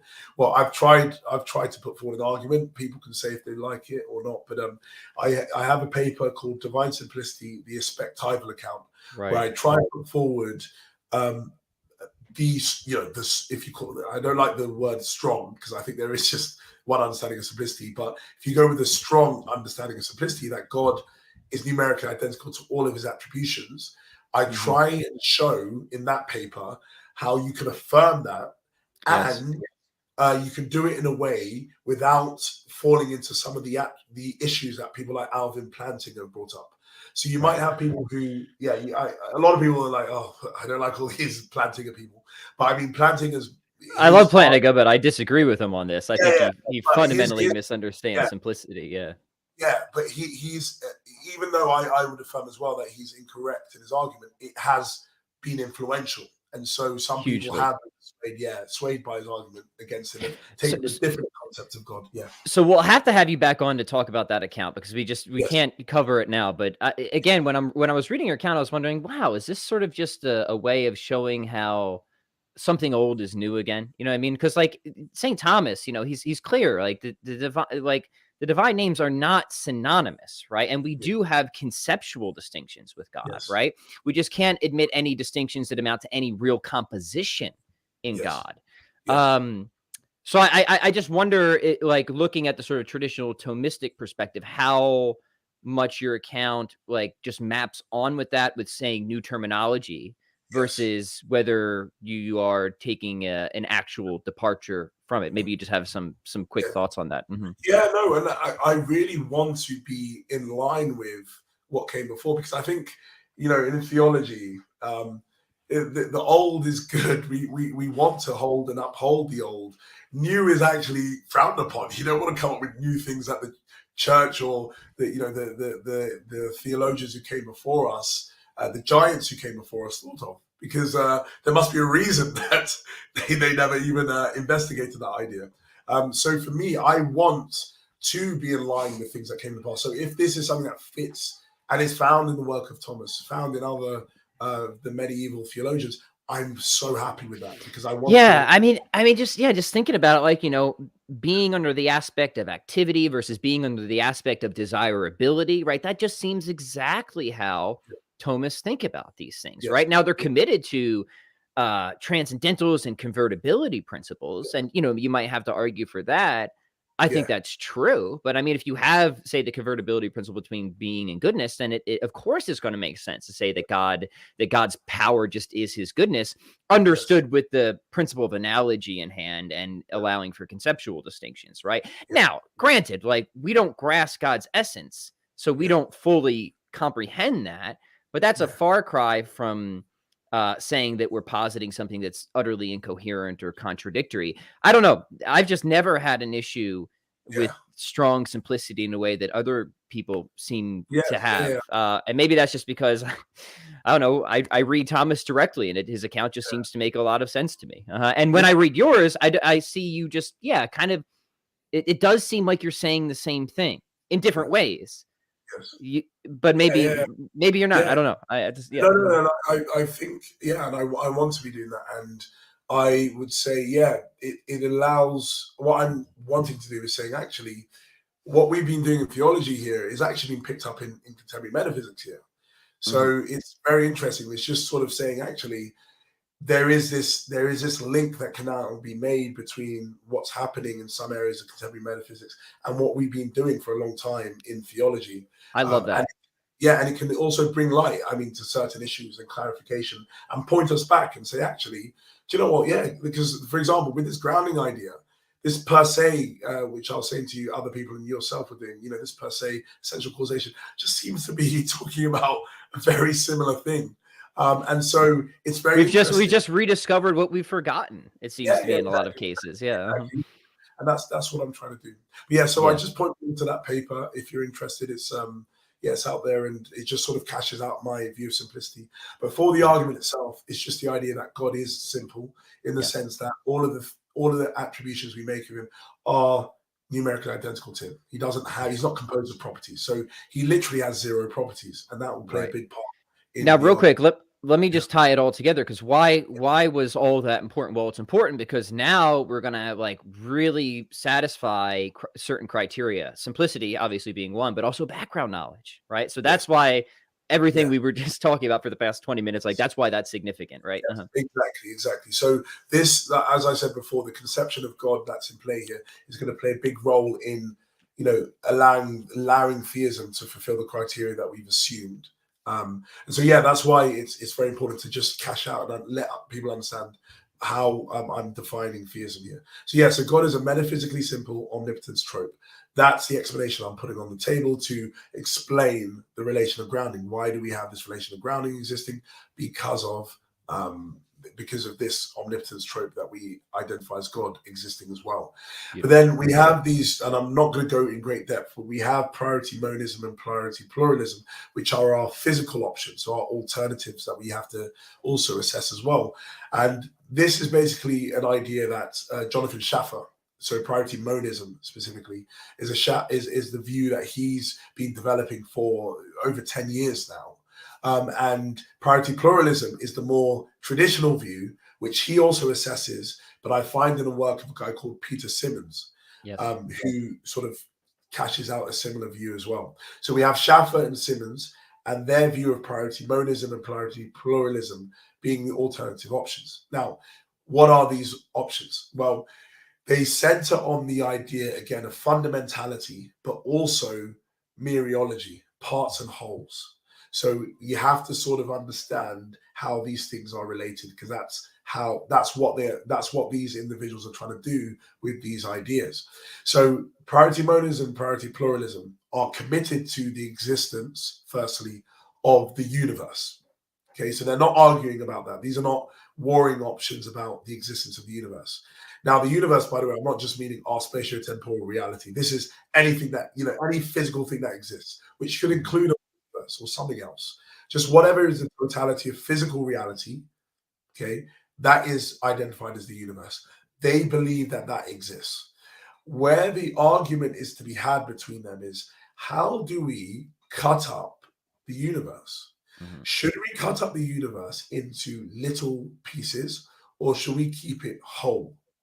Priority monism says we should keep it whole. Priority pluralism says we need to cut it up into little pieces. Because what priority monism and pluralism are arguing about is the whole more fundamental to its parts, or are the parts of the whole more fundamental to the whole itself? So taking the idea that monism, that we keep the universe, so we don't cut it up into little pieces, we take the universe itself to be the single fundamental entity. So this is the thing that is at the layered structured reality. At the bottom level, we have the totality of the universe. Yeah. And all of the things that exist, like ourselves, computers and desks and tables and animals, pebbles, all of these things that make up the universe are its parts. They're parts of the universe, but they are less fundamental than it. They are grounded, according to Schaffer, by the universe itself. Yes. But then priority pluralism sees the opposite view. It says, we're going to cut up the universe into little pieces, and all of these pieces are going to be fundamental. So there can be a near infinite amount of pieces, okay, that make up the universe, parts of the universe. And they are the fundamental things. But then the totality, the whole itself, the universe, is derivative. Okay, right. Yeah, so what's at the bottom level of the layer structure reality are little particles or little atoms, but it's not the universe. So or just a bunch of metaphysical simples, right? Yeah, basically, yeah, all of these things scattered about. So that's what's more fundamental. So it's the idea about fundamentality. What's more fundamental, the whole or its parts, and identifying either of them. So Schaffer then sort of details the view further by saying the universe is a, so he it's always a difficult word to say, but it's called substantivalism. And he assumes a view called super substantivalism. Substantivalism is just the idea that the universe is a substance. It's a substance, it's actually like an object. It's a thing, right? And super substantivalism is the idea that the universe is a single fundamental entity. Okay, so that's his view. The universe is a spatial thing, and all of its parts are parts of the universe. But and this is quite important. Sorry, I'm going into a little bit of depth here, but it's important for the argument. So all of the properties had by the parts of the universe. So I'm a part of the universe. You're a part of the universe. We are all of the properties that we have. So the color of our skin, our tops, those are actually had by the universe itself. So it's not like I have my properties and then the universe doesn't have them. The universe actually has them. The properties are pinned onto the universe itself. And so he takes that view. The universe is a substance that has all of these properties, and it's a single fundamental entity. Priority pluralism, the way when it's sort of further developed, is to identify each of the little parts to be mereological atoms that are module tropes. So as I spoke about before, I identify God as a module trope. Well, priority pluralism takes the view that all of these little parts of the universe that are fundamental are module tropes themselves. We have all of these tropes that compose the universe, okay? And they are fundamental. So we have these ideas, the universe, single fundamental entity, all these mereological atoms being the fundamental entities, okay? And they are the things put forward. So God is this single fundamental entity, this omnipotence, metaphysically simple omnipotence trope. And then we have priority monism, which is saying the universe is the single fundamental entity that has all of these properties. And then priority pluralism is the idea that we have a near infinite amount of fundamental entities, which are mereological atoms, which are at the base level of reality. Right. So yeah, great explanation. And you've got prominent naturalists on both sides there, right? Some form, and there's many different forms, right? You've got like cosmopsychism and all this sorts of different stuff. So, but particular commitments aside, these are the sort of two like big tents, if you will. Yes, right? Yeah, exactly. You'll fall into one of them. A lot of physicists will probably fall into the priority pluralism because we sort of think that the more fundamental things are these little things that make us like the particles or something like that. So that's strings. Things like that. So they'll probably fall into that idea, and then you have Schaffer and others that'll fall. But you'll fall into one of these tents, but the details aren't wholly important of the more specific options. It's saying let's take these major hypotheses forward and let's try and assess their explanatory value. So so we have these three explanations, and we have our criteria. So then we need to say, well, which one fulfills our criteria better in explaining the existence of the grounding relation. Okay, so try to go through it as quick, as easy, as simple as possible. So let's start off with theism. Theism, as I defined it, metaphysically simple omnipotence trope. Now, does it fulfill the criterion of predictive power? Does the existence of God, construed in this way, lead us to expect there to be grounding relations that connect all of these entities within the layered structure of reality? And I say, yes, it really does. And the reason I do this is because I assume a principle which is a historically grounded principle, but it's something which is not really spoken about a lot. And I have a sort of cheeky footnote where I say, just because something's not spoken about doesn't mean it's being refuted. It just might fall out of favor because people aren't interested in it. But it's the diffusiveness principle that you find in Plato and some of the medieval philosophers. The Neoplatonists, you see it in Aquinas, all throughout. So it's the idea that goodness is diffusive of itself. It manifests itself. If something's good, it spreads its goodness about everywhere. It seeks to communicate itself, right? Exactly. Very good way of putting it. So given this principle, and given that God is perfectly good, as we said before, that he would always do good things, it seems to be the case that God will bring about other things. He will actually necessarily do this. He will necessarily bring about all the other things that we see. And another assumption is that existence is a good thing. It's maybe the way that things exist might not be very good, but existence itself seems to be a good thing. And so what God will seem to do is that he would seem to want to bring about other things that exist within the layered structure of reality. He'll seem to bring them about. And the way he will bring them about is through metaphysically causing them. Because metaphysically, so he brings them about, and this is, he necessarily does this. But what he does is that he keeps them in existence. It wouldn't really make sense to bring something about and then a millisecond later it just goes out of existence. Bring it about again. It seems to be the case that God will ground things. They would exist in virtue of him, synchronically. And so what we have then is that God will seek to bring about other things that exist. And given that he would do this, you then have the relation of grounding coming along with it, because God will ground them in existence. So what we then have in an indirect fashion is that given that God will bring about other things, okay, he would then seek to ground them. And given that he will seek to ground them, you will have this relation that comes about as well. And I would even, it's funny you say it's not talked about much anymore. It still is in Thomist circles. So, for example, I got a book here from Norris Clark, and he's got a lot to say about the diffusiveness principle. He actually thinks that you can give like a philosophical argument for the incarnation from the diffusiveness principle, right? Because the good not only seeks to diffuse or communicate itself, it also seeks to draw things to itself, right? So the incarnation, the union of man as the microcosm within the macrocosm with God, right? Like fits, like this is exactly the type of thing we would expect from this type of principle, which I think is cool, but unrelated to your argument. But I want to look at it. Well, yeah, please send me the link of that. I'd like to look at that further. That would be. Yeah, I definitely will. So it's just really cool how he kind of uses this principle to set up an expectation philosophically for the incarnation, right?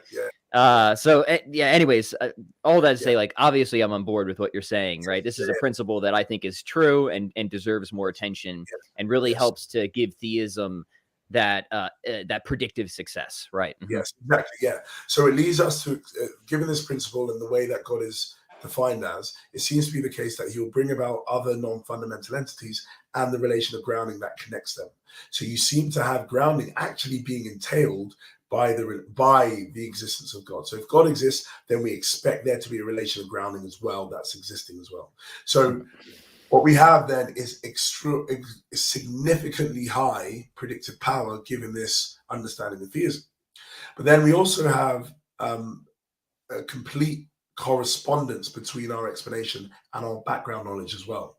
It seems to be that theism fits with our background knowledge, given that God is taken to be a trope.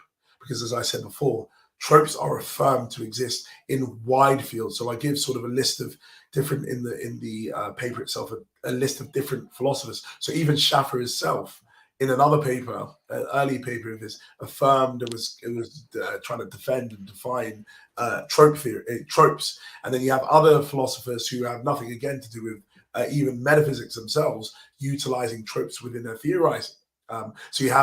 So I mean, obviously they're doing metaphysics, but it's not like that is their main goal to argue for a metaphysical thesis. But you have things like even general theory of relativity and relativity theory. You have certain philosophers who are utilizing that to make sense of how we can make sense of some of the issues that are found in there. And right. So, just in a nutshell, you see trope theory being utilized in a wide field. And so postulating the existence of another trope that we call God is not going to be out of our background knowledge. It fits very well with it. Cool. And this is quite an important one. And another dividing point between myself and Swinburne is that Swinburne defines God as an omnipresent spirit. Now, even though I affirm the existence of spirits are things which are harder to say fit with our background knowledge because they are not postulated to exist in fields outside of metaphysics or let's say philosophy of mind or something like that. Yeah, certainly it's going to be more difficult to get a lot of people on board with spirits being. I'm with you. I affirm spirits too, but yeah. So what you have, if you subscribe to the trope idea, you have an idea that is fitting with what other people are theorizing about. So we have God fitting with our background knowledge, given that he's a trope. Great. And then the last one, which is simplicity, the idea that you postulate the fewest fundamental entities, properties, and kinds.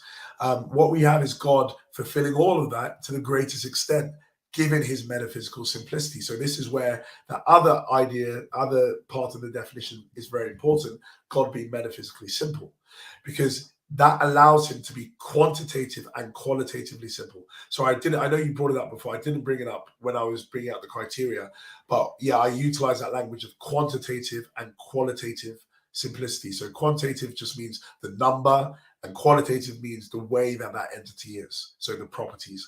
So something's quantitatively simple if it's the fewest number of entities, fundamental entities.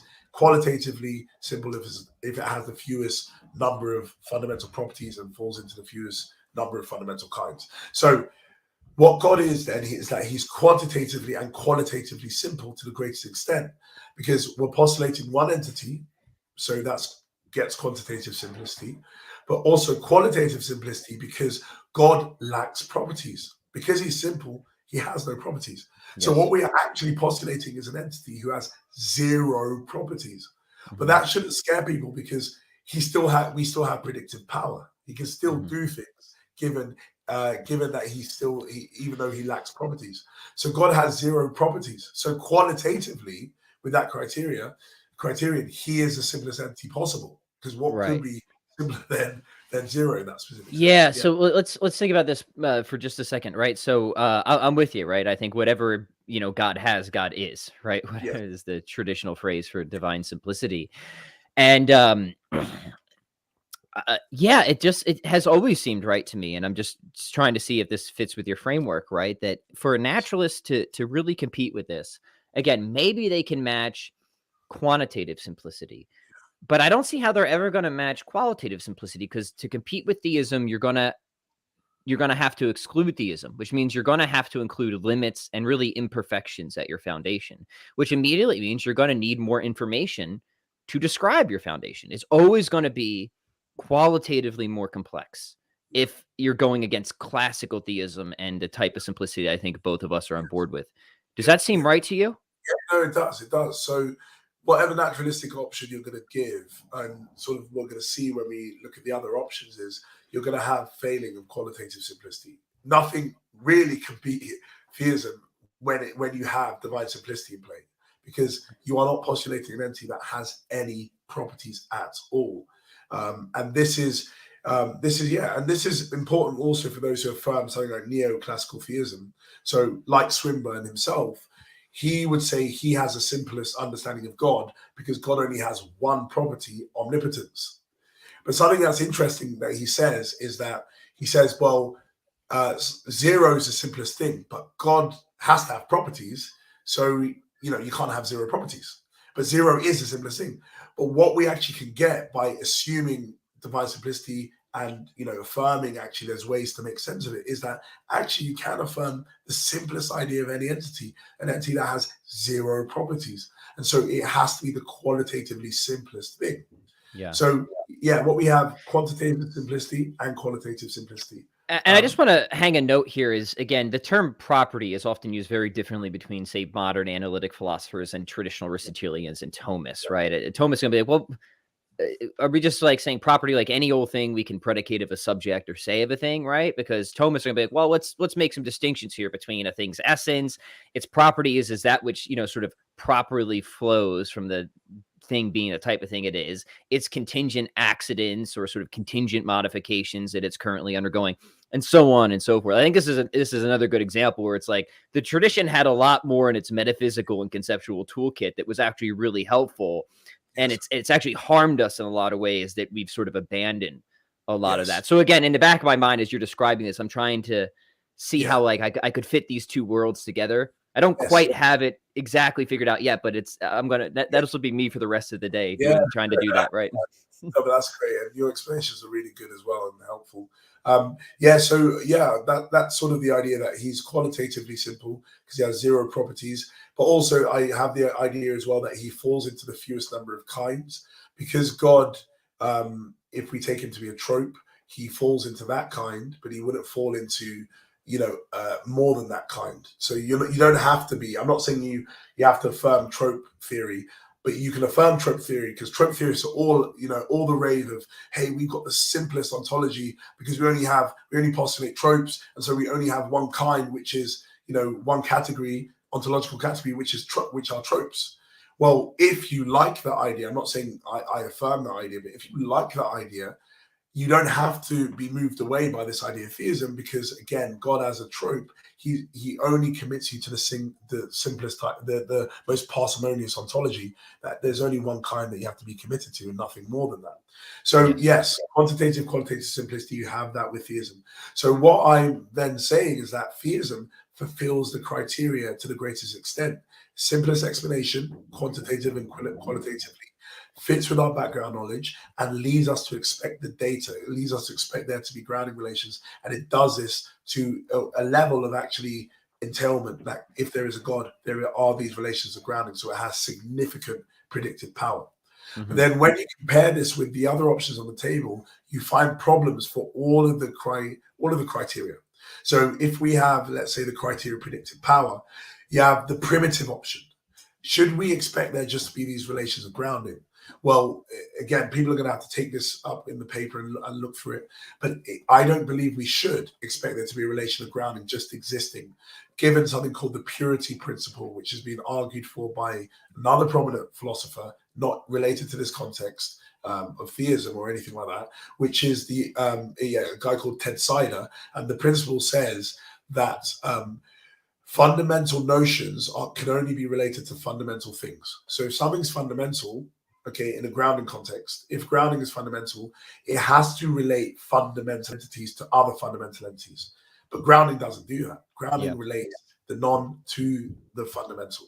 So what you have then is that you can't take grounding to be a fundamental thing because it transgresses this principle, which a lot of philosophers would affirm as well to just be correct. And again, people could go look at this further in the paper and also Ted Sider's work as well. But yeah, so we shouldn't expect, given this principle in play, we shouldn't expect there to be a relation that just exists in virtue of nothing else. No, it should exist in virtue of something else, given that it transgresses this principle. But then also for monism and pluralism, priority monism, pluralism, should we expect there to be a grounding relation, given that there is a universe which is a single fundamental entity? I would say no to you. And the reason why we shouldn't expect there to be a relation is because even though Schaffer says that the universe grounds all of its parts, we have no reason to actually affirm that, because all we have is a relation of a partshood relation that we have. Composition. Compositional relation we have. But why should we take that to also be a relation of grounding? Because grounding has different formal properties to a composition relation, which is, for example, reflexive. Grounding is irreflexive. So we seem to have different formal properties in play here. So why should we say that the parts are grounded in the whole? What reason do we have to believe in that? Well, I would say to you that we don't have any reason, unless further argument is given, that grounding should be compositional parthood relation should be the relation of grounding. We need to have further argument. So there's just nothing in that hypothesis that would have us anticipate the data of grounding. The data of grounding. So what we are led to expect is a relation of composition. But we are not led to expect a relation of grounding, given priority monism. Yeah, that seems right to me. Yep. Yeah. So the predictive power seems to be low on that. We shouldn't expect there to be a relation of grounding that's just doing this sort of thing as well. But this is also the same for priority pluralism, because priority pluralism just says exactly the same thing, that the parts, they compose the whole. So again, we expect a composition relation, but we shouldn't always expect a relation of grounding. So again, it doesn't seem to have predictive power. Both these things. So primitivism and monism and pluralism seem not to lead us to expect the data of there being a grounding relation. And that alone's pretty bad. Yeah. I mean, if you're failing on predictive power, again, like we're not saying you take any criteria as just utterly absolute, but this is a big one, right? Like if your theory isn't predicting the data, this is a strong reason maybe to consider an alternative, right? Exactly. But what's also important is that it, as I will be showing in a few minutes, if all of these explanations, alternative explanations, fail on each of the criteria. So what you have then is that, okay, even if the argument I put forward against the predictive power of these things is there, and actually we have it predicting, it also has to fit with background knowledge. But if it doesn't, okay, then you have a problem, because theism does fit with background knowledge and it also entails the data. But then if it doesn't do those two things, you have a problem with simplicity, because theism does all of these things. So you have to attack the argument on each of these fronts, which is, I think, a very cool task. Yeah. So if you don't mind, let's run through those the other problems. Yeah, to fit with background knowledge, like I said, it has to fit with other things we accept within our field, and it shouldn't, commit us. And this is an important thing I bring up. It shouldn't commit us to controversial things which are not widely accepted. Okay, like I was saying, spirits, controversial, were not widely accepted, so that's why we might not say it fits with our background knowledge. So let's say we go with the primitive option. Now, again, I'm not going to go into this. Please, people, read the paper.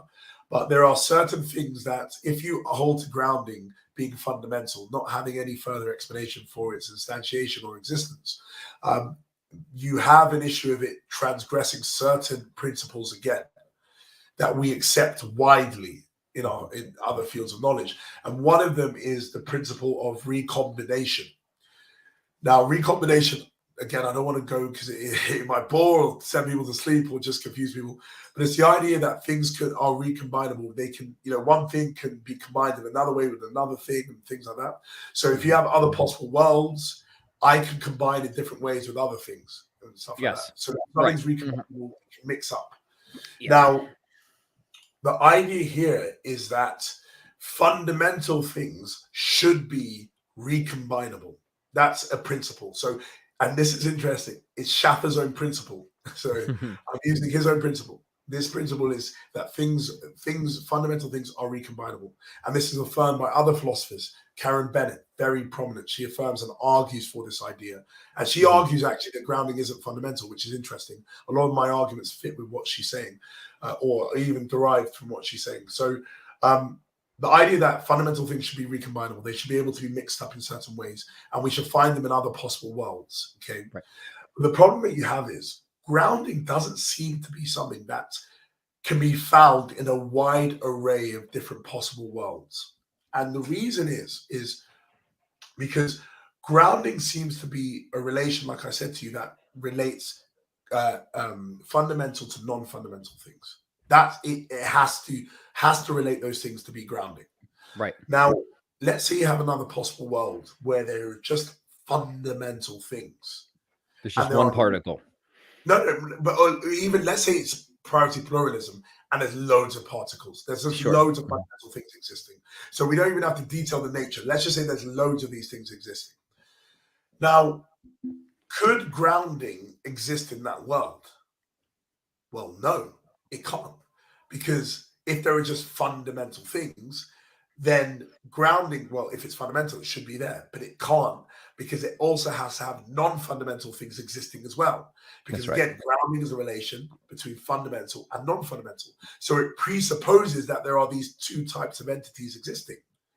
But again, fundamental things should just show up in other possible worlds in different combinations in different ways. And so if it's strange that grounding can't exist in fundamental worlds, why should it be like that? It should be able to combine and be in any world that we pick out. So, yeah, the problem that you have then, it seems to transgress this principle. And again, it's detailed further in the paper. But just moving off of that, grounding, so no, actually, I'm not going to go into more arguments against primitivism, so we don't take too much time up for this. Yeah, that's fine. We can just dip. Seems to have problems with our background knowledge.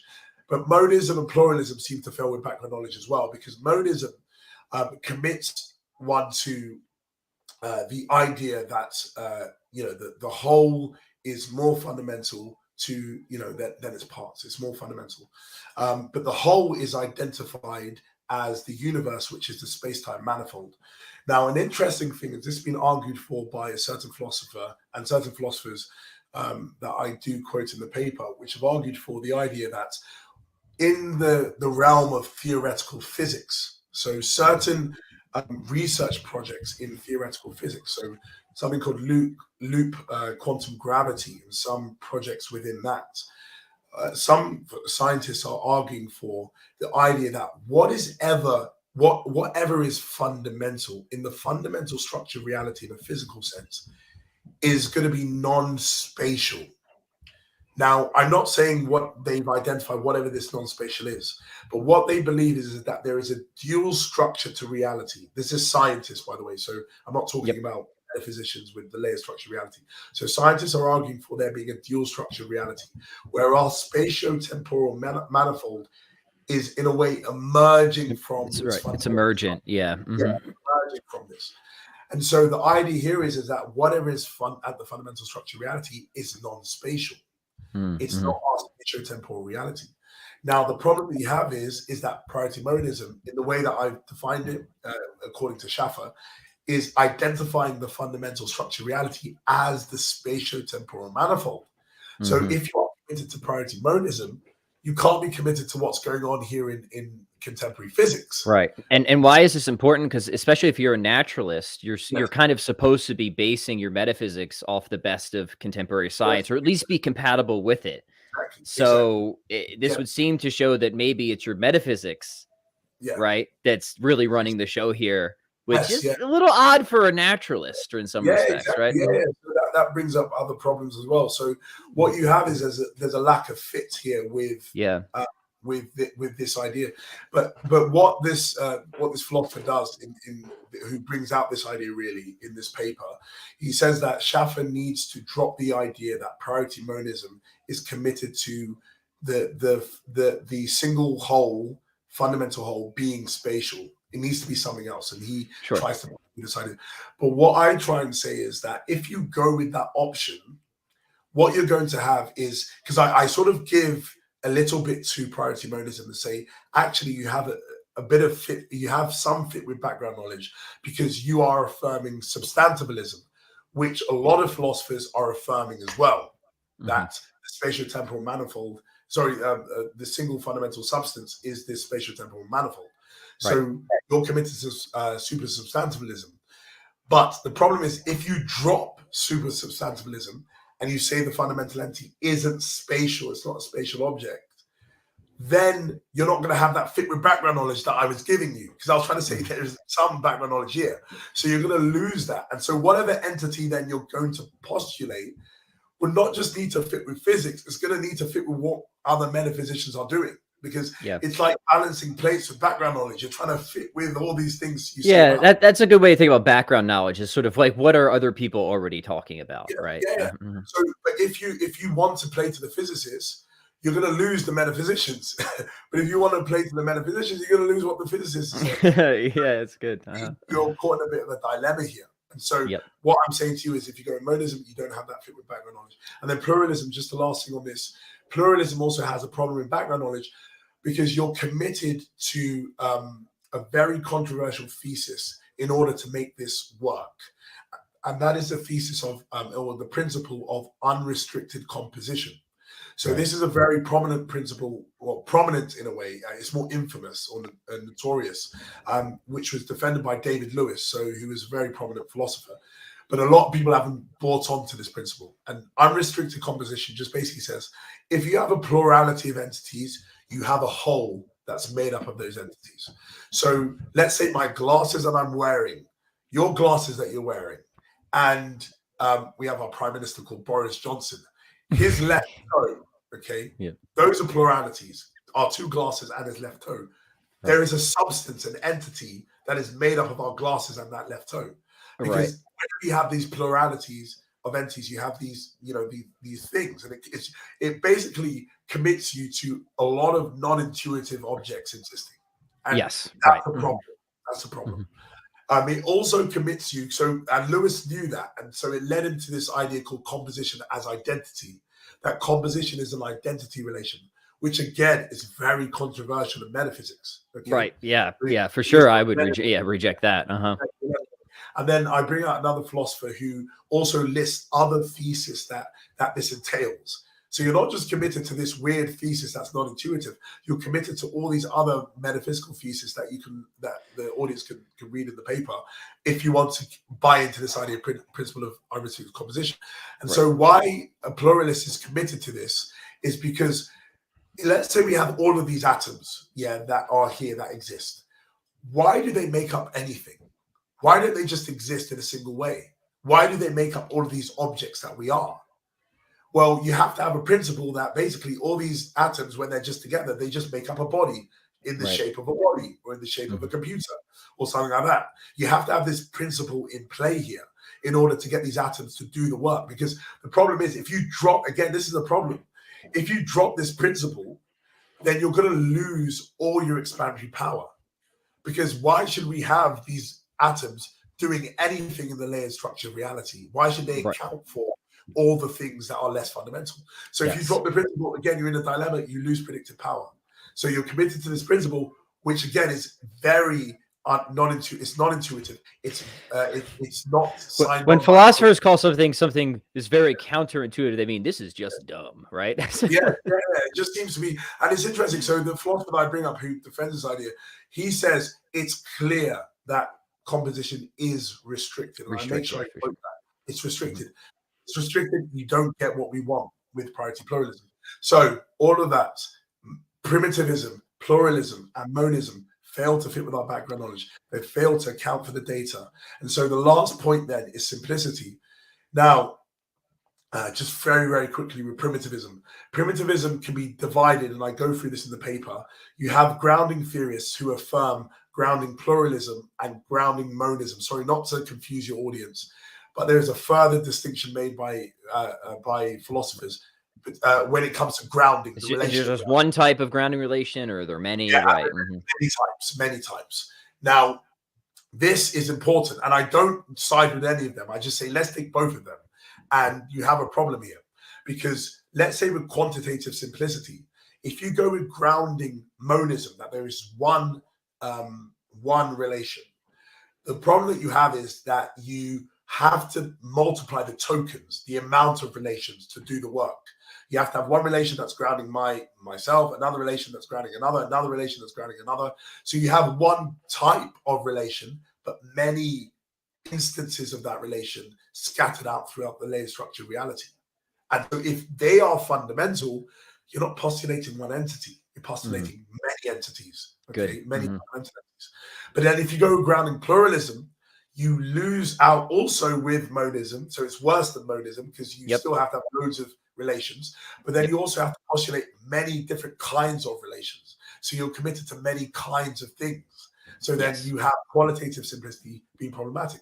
So primitivism is not simple in a quantitative sense or a qualitative sense. Yeah. So then we move to monism and pluralism. Monism is quantitatively simple because it postulates one fundamental entity, the universe, the spatio-temporal manifold, but it lacks qualitative simplicity because it postulates a near infinite amount of properties. Because if you remember, I said the important point that the properties that we have, the universe has. So that's right. All our properties and all the things that make up whatever the universe is, all of those properties are had by the universe. So you're talking about a near infinite amount of properties. So you don't have the fewest. Extremely qualitatively complex. So it has all of these properties, so it doesn't have the fewest number of properties. So that's problematic. And then also you are committed to a two-category ontology. You have to be committed to substances and attributes, because the universe is a substance, given substantivalism, it's a substance, and then it has attributes, it has properties. So it instantiates properties. So what you have then are two categories. On the fundamental level, right? Yeah, the fundamental level. But I'm not saying that's problematic. Maybe substance attributes is the correct ontology. But what I'm trying to say to you is, if you're buying any thesis, the thesis of theism is going to give you the most parsimonious ontology, because it only leads you to be committed to one thing, one category, tropes and not so for this. So you have to affirm two categories. So what you have in monism is quantitative simplicity but qualitative complexity. But then what you have with pluralism is the opposite. You have qualitative simplicity because you have, as I said, they're identified as tropes. And as I said before, tropes are simple. So they don't bear any properties. So all of these atoms, all these mereological atoms that make up our universe are simple. They don't have properties. They're zero properties. So you have simplicity there, and you have qualitative simplicity. And you're also committed to one category because they are all tropes. That's as I construe them as. But then what you then have is it's quantitatively complex. It fails with quantitative simplicity because you have to postulate a near infinite amount of these atoms, these tropes, to account for all the things that exist within the layered structure of reality.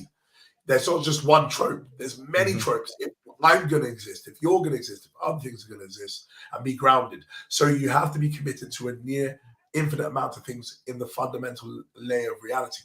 So taking this all into account, what we have with theism is the simplest explanation because it postulates one entity, and this entity is an omnipotence trope that's metaphysically simple.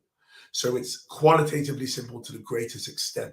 So the simplest entity that has zero properties, and it falls into one kind. But then this entity fits with our background knowledge because it's a trope, and that is widely spread throughout metaphysics. So it's not going against anything that people are theorizing about. Yep. And also it leads us to expect the data, because the holding of this, that we assume the holding of this diffusive principle and the nature of God being perfectly good, we expect there to be a relation of grounding, because God will necessarily ground all of these entities. And so there will be a relation of grounding that comes along with that. And so you have the data being accounted for. But with all the other options in play here, we have primitivism, monism, and pluralism all failing in each of these criteria. So if we have, like I said, simplicity, quantitative or qualitative complexity for these hypotheses, you have background knowledge, there's problems, you're committed to controversial things to make this work, or you have things even being refuted by contemporary physics, or you have and then you have, the data not being accounted for, because we have no reason to, number one, take grounding to be fundamental, given the purity principle. And we also have no reason to expect there to be a grounding relation, given monism or pluralism. So it doesn't expect. Right. Yeah, brilliant. I love it. I love it so much, right? And so, sorry, go ahead and finish your thought, then I'll So yes, just saying, take everything into account. Given that we took this criteria to be the one that we are assessing the worth of an explanation, theism seems to fit with it fulfills all of the things that all of the elements of the criteria, but all the other options don't. And so what we should do then is say theism is where we should say the explanatory stopping point is for the relation of grounding. Grounding exists in virtue of the existence of God. It doesn't exist by itself fundamentally, and it doesn't exist because of the universe or because of these mereological atoms. It exists because of God, given this criteria. And so just the last point, but something I really want to clarify is those who are, into metaphysical reading and might like priority monism and pluralism, my idea doesn't say that you have to do away with priority monism and pluralism. All it says is that you cannot take the entities that are postulated by these explanations to be fundamental. So what I mean by that is you could take the universe to be composed of atoms, right? But you cannot say those atoms are the fundamental thing. You have to go below them to God, who grounds their existence, okay? And is the reason that they exist. Or you could take priority monism and say the universe is more fundamental than all of its parts. Yet it's not the fundamental thing, because there is God who accounts for the universe's existence. So my view fits with what pluralism or monism says. It just says you cannot take them to be fundamental. Yeah, I saw your recent conversation with Josh Rasmussen. Good friend of mine. Love Josh. He's been on this channel a lot, and I like that part, right? But I also liked how you wanted to kind of put the pressure on too, because it's not competitive if you're willing to be a theist. But if you're not willing to be a theist, it is competitive, and this is a reason not to be a priority monist or a priority pluralist, right? So exactly. So we'll give you, so it's exactly. I understand. Believe me, I love what Josh does, because he's always trying to kind of build bridges and make connections. But at some point, I think we do have to say, no, your theory is just false, right? or if you want to salvage it, then you're going to need my fundamental ontology to do it, right? That's great. Yeah, so sorry, all of that talking, but I've got to the end of the argument and saying, given the criteria, it seems to be the case that theism is the best explanation for the grounding relation. And also for those who do want to read further things of mine, so I have the fundamentality paper. So both of my papers are called, so the first was called Fundamentality in the Existence of God, and I have Grounding in the Existence of God. So the one we've been focusing on is the second paper. Which I do prefer. I think it's better written. But it's important with that first paper, because in that layered structure of reality, I'm not just saying the grounding relation has to be accounted for, but all of the entities that are grounded have to be accounted for. Monism, pluralism try to do that, but I'm saying theism does in the same way. So what we actually have is all of the things that exist within the layered structure of reality, and all the connections in that structure, which we call grounding, is accounted for by theism. And so we seem to have very, very good reason to believe that God exists, given that we are committed to the grounding relation and we're committed to the existence of non-fundamental entities. Yeah, what an awesome project you've done. I'm a big fan of this stuff, and I love that you're targeting metaphysicians too. Yeah, Yeah, very, very clever. It just struck me as very clever. Like, yeah, no, this seems right. Let's this seems something that definitely needs to be explained, should be explained, and that theism has some really good resources here. yeah, So I hope it convinces some. yeah. I mean, that'd be cool to see. You know, No, I'll be interested to see where it goes. And so I was saying before I mentioned it, so there's another paper coming out with Metaphysical, which takes different data. So it's nothing to do with grounding, nothing to do with non-fundamental entities, but it takes modality. So I'm attacking those who might not care about grounding, might not care about fundamentality, but they care about modality, which has been a big area of metaphysics. And I basically do the exact same thing, run the same argument. So those who read my works will be quite bored in certain sections because it's just the same stuff. Well, why not run the same argument, right? If you can do it for different sort of data, of course, yeah. Mm-hmm. Data, but where the new stuff is the data itself and the analysis of the data, which hasn't been done in the other papers. And basically what I do in that paper, this paper, I've got the most unimaginative titles, by the way. So it's just the metaphysics of modality and the existence of God. And so what I try and say is, given the theories of modality, so you have David Lewis's crazy modal realism, okay, and you have Alvin Plantinga's, state of affairs view, abstract view of modality. Okay. Right. You've got Aristotelian views as well. What accounts for these entities that ground our modal statements? Lewis will say, again, primitive. There is no explanation. We just have these concrete worlds. Plantinga himself would say, no, they're abstract objects. These Platonic things, they just exist. And so what happens, though, is a lot of metaphysicians will fall into one of these camps. They'll go in. A lot of people say, no, Lewis is just crazy. You'll have some people signing up to him, but then you'll have a lot of people signing up to what Plantinga said. And so what I'm trying to say is, well, either view you take, you need to postulate God to account for the entities which these philosophers are utilizing in their modal metaphysics. So if you want to get there, if you want to affirm their theories, you need to, again, be committed at the fundamental level to the existence of God. So I'm trying to go and say, even in a modal context, you have the same thing happening, not just in grounding, not just as. And what I'm really wanting to do is saying, let's go with the most influential, popular theories in the fields. So if I just said, let's just go with Lewis, because it's easy to show Lewis's argument to fit with what I'm trying to say.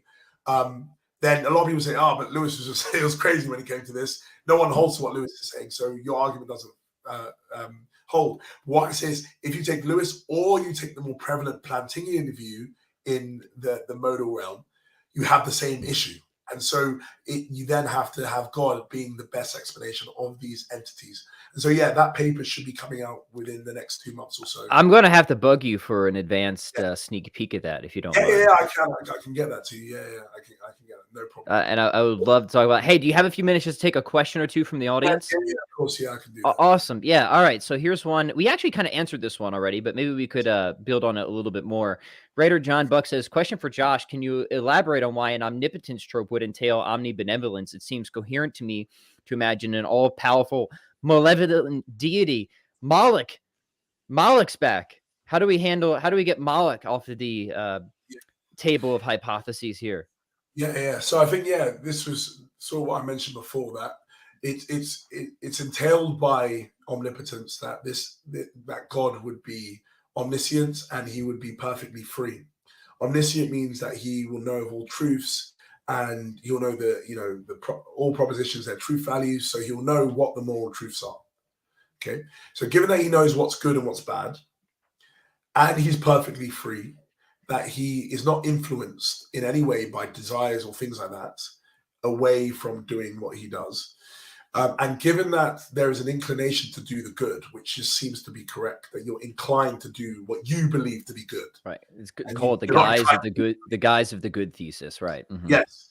So given that there are these things in play, and God is not influenced in any way, he would just do the good because he knows that's good and that's bad. He would just do the good because there is no reason for him. There's nothing that takes him away from doing that. There is no causal influence. So that example I gave before, why we do these things is either because we have incorrect moral knowledge. So we're thinking, yeah, this thing is good, but it's not objectively good. It's good for me. I might think it's good for my pleasure, but it's not good objectively. Or secondly, we know about something being better than another, but we have desires that pull us away. But because God is omniscient, he knows all truth values. He knows the truth, the moral truths. He knows what's good and bad. And because he doesn't have those causal influences, he's just going to automatically do the good. So an evil deity is not going to be able to exist because it just doesn't make sense given his omniscience and his perfect freedom. You will just have him doing the good and not the bad. Yeah, first off, I think that's spot on, Josh. I also wonder if, again, this is something that is a problem for certain, I guess, or at least it's a pseudo problem or a seemingly apparent problem for certain theists of a modern sort, but it makes no sense in traditional metaphysics, right? Yes. Where, again, you have God as pure actuality. Whatever God has, he is. There's nothing about God's goodness and power that could possibly come apart, right? Because they're the same thing. And also other traditional metaphysical commitments like the privation theory of evil, right? That there's a real asymmetry between good and evil, right? Conceptually, certainly, but conceptually because metaphysically, because ontologically. And if that's true, then whatever is fundamental can't be fundamentally bad because bad is always sort of parasitic on the good. So I think that's the sort of traditional metaphysical understanding of God doesn't just make a sort of malevolent deity improbable. It makes it strictly impossible, right? It's just not even something that could possibly be the case. Yeah. So that's exactly. I will affirm that as well. Yeah. But yeah, I mean, that's, I guess, taking us to a different type of argument and understanding of God. But from yours, I like the links that you draw from the omnipotence trope there. All right, one more, and then we'll maybe wrap this one up because this has been an absolute blast. But John has a follow-up. He wants to say, can you go over why aseity isn't a great making feature? Would this mean that no cause being is an extrinsic feature to contingent things? Is that something you have in your paper, Josh? I don't know if I remember. No, so it's not in this paper. It's in another paper. The work that I was doing on the Trinity.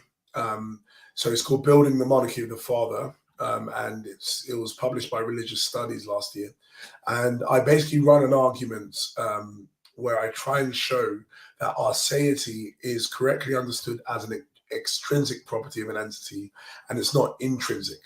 Now, the reason I do that and why it's important is because you have some contemporary philosophers, and these are even analytic theologians and those who affirm some form of the Trinity. They would say that you cannot affirm the traditional understanding of the divine processional relations. So the Father begetting the Son and spirating the Spirit. Because what you will have is that the Father will be ase. He will have the property of aseity, but the Son and the Spirit will lack that property. And so they won't have the same nature. They won't be homoousios. So what you have, like William Lane Craig and Ryan Mullins, more so now, who have tried and argued and said, actually, it seems to be the case that we cannot affirm the consubstantiality of the persons if we hold to these relations, given that the Son and Spirit lack aseity because they come from the Father eternally. Now, what I try and show is that actually, well, number one, we all affirm that the great making properties, the things that are shared between the Son and the Spirit with the Father, are the intrinsic properties of those entities. It must be. It can't be extrinsic properties because, for example, let's just, by the way, I'm using the language property, but I'm not saying anything about simplicity here, but just for the argument's sake. So let's say the Son, he'll have the extrinsic property of being thought of by Josh. That will be a property that he would have. And so, but that might not be had by the Father. Does that then mean that they are not homoousios because he has that one extrinsic property? No. So what we would say then is what's shared amongst the persons are their intrinsic properties.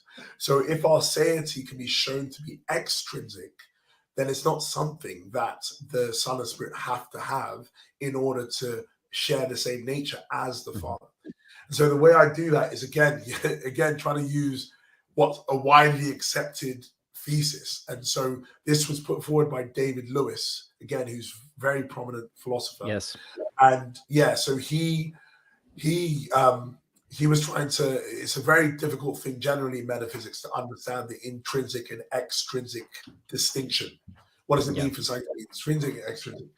At the intuitive level, it seems to be that something's intrinsic, a property is intrinsic if the entity has it in and of itself. Something is extrinsic if the property has it based on its surroundings. Now, what Lewis does then is basically he says, well, we need to further understand this, and we can understand this in the language of loneliness, which I don't really want to get into because it gets quite difficult. But basically, a property is intrinsic if it can be had by an entity when it's accompanied, when it's alone. Let's just go with this too. So it can be had by an entity if it's accompanied and it's alone, but it can also be lacked by an entity if it's accompanied and alone. So basically, a property. So I'll give you an example. My weight, okay? My weight can be had by me if I was existing with other people like I do. Yep. Or if I was existing by myself and there was no other people around me. Or I can lack my weight, and that means I can have another weight. So I'm 100 kilograms. I could be 50 kilograms because I lack the property of having 100 kilograms. And I can have that by myself, or I can have that with other things. So an intrinsic property is something that you have, and it doesn't matter what's around you. It's not contingent. And you can also lack it, and it doesn't matter what's around you. So the surroundings doesn't affect you having or lacking a property. Okay, so that was his idea. And just to emphasize this point, and I bring this up in that paper, this is generally taken to be correct by basically all metaphysicians who focus on. And for Lewis, when it comes to the extrinsic properties, it's not just the relations you bear. It's also the ones that you lack as well. Yes, that's the important thing. So and I've seen some stuff in the literature that got that view wrong. So it's Lewis. If you have or lack the property, it shouldn't matter what your surroundings like. I have my weight or I don't have my weight. It doesn't matter what's here or if I'm alone.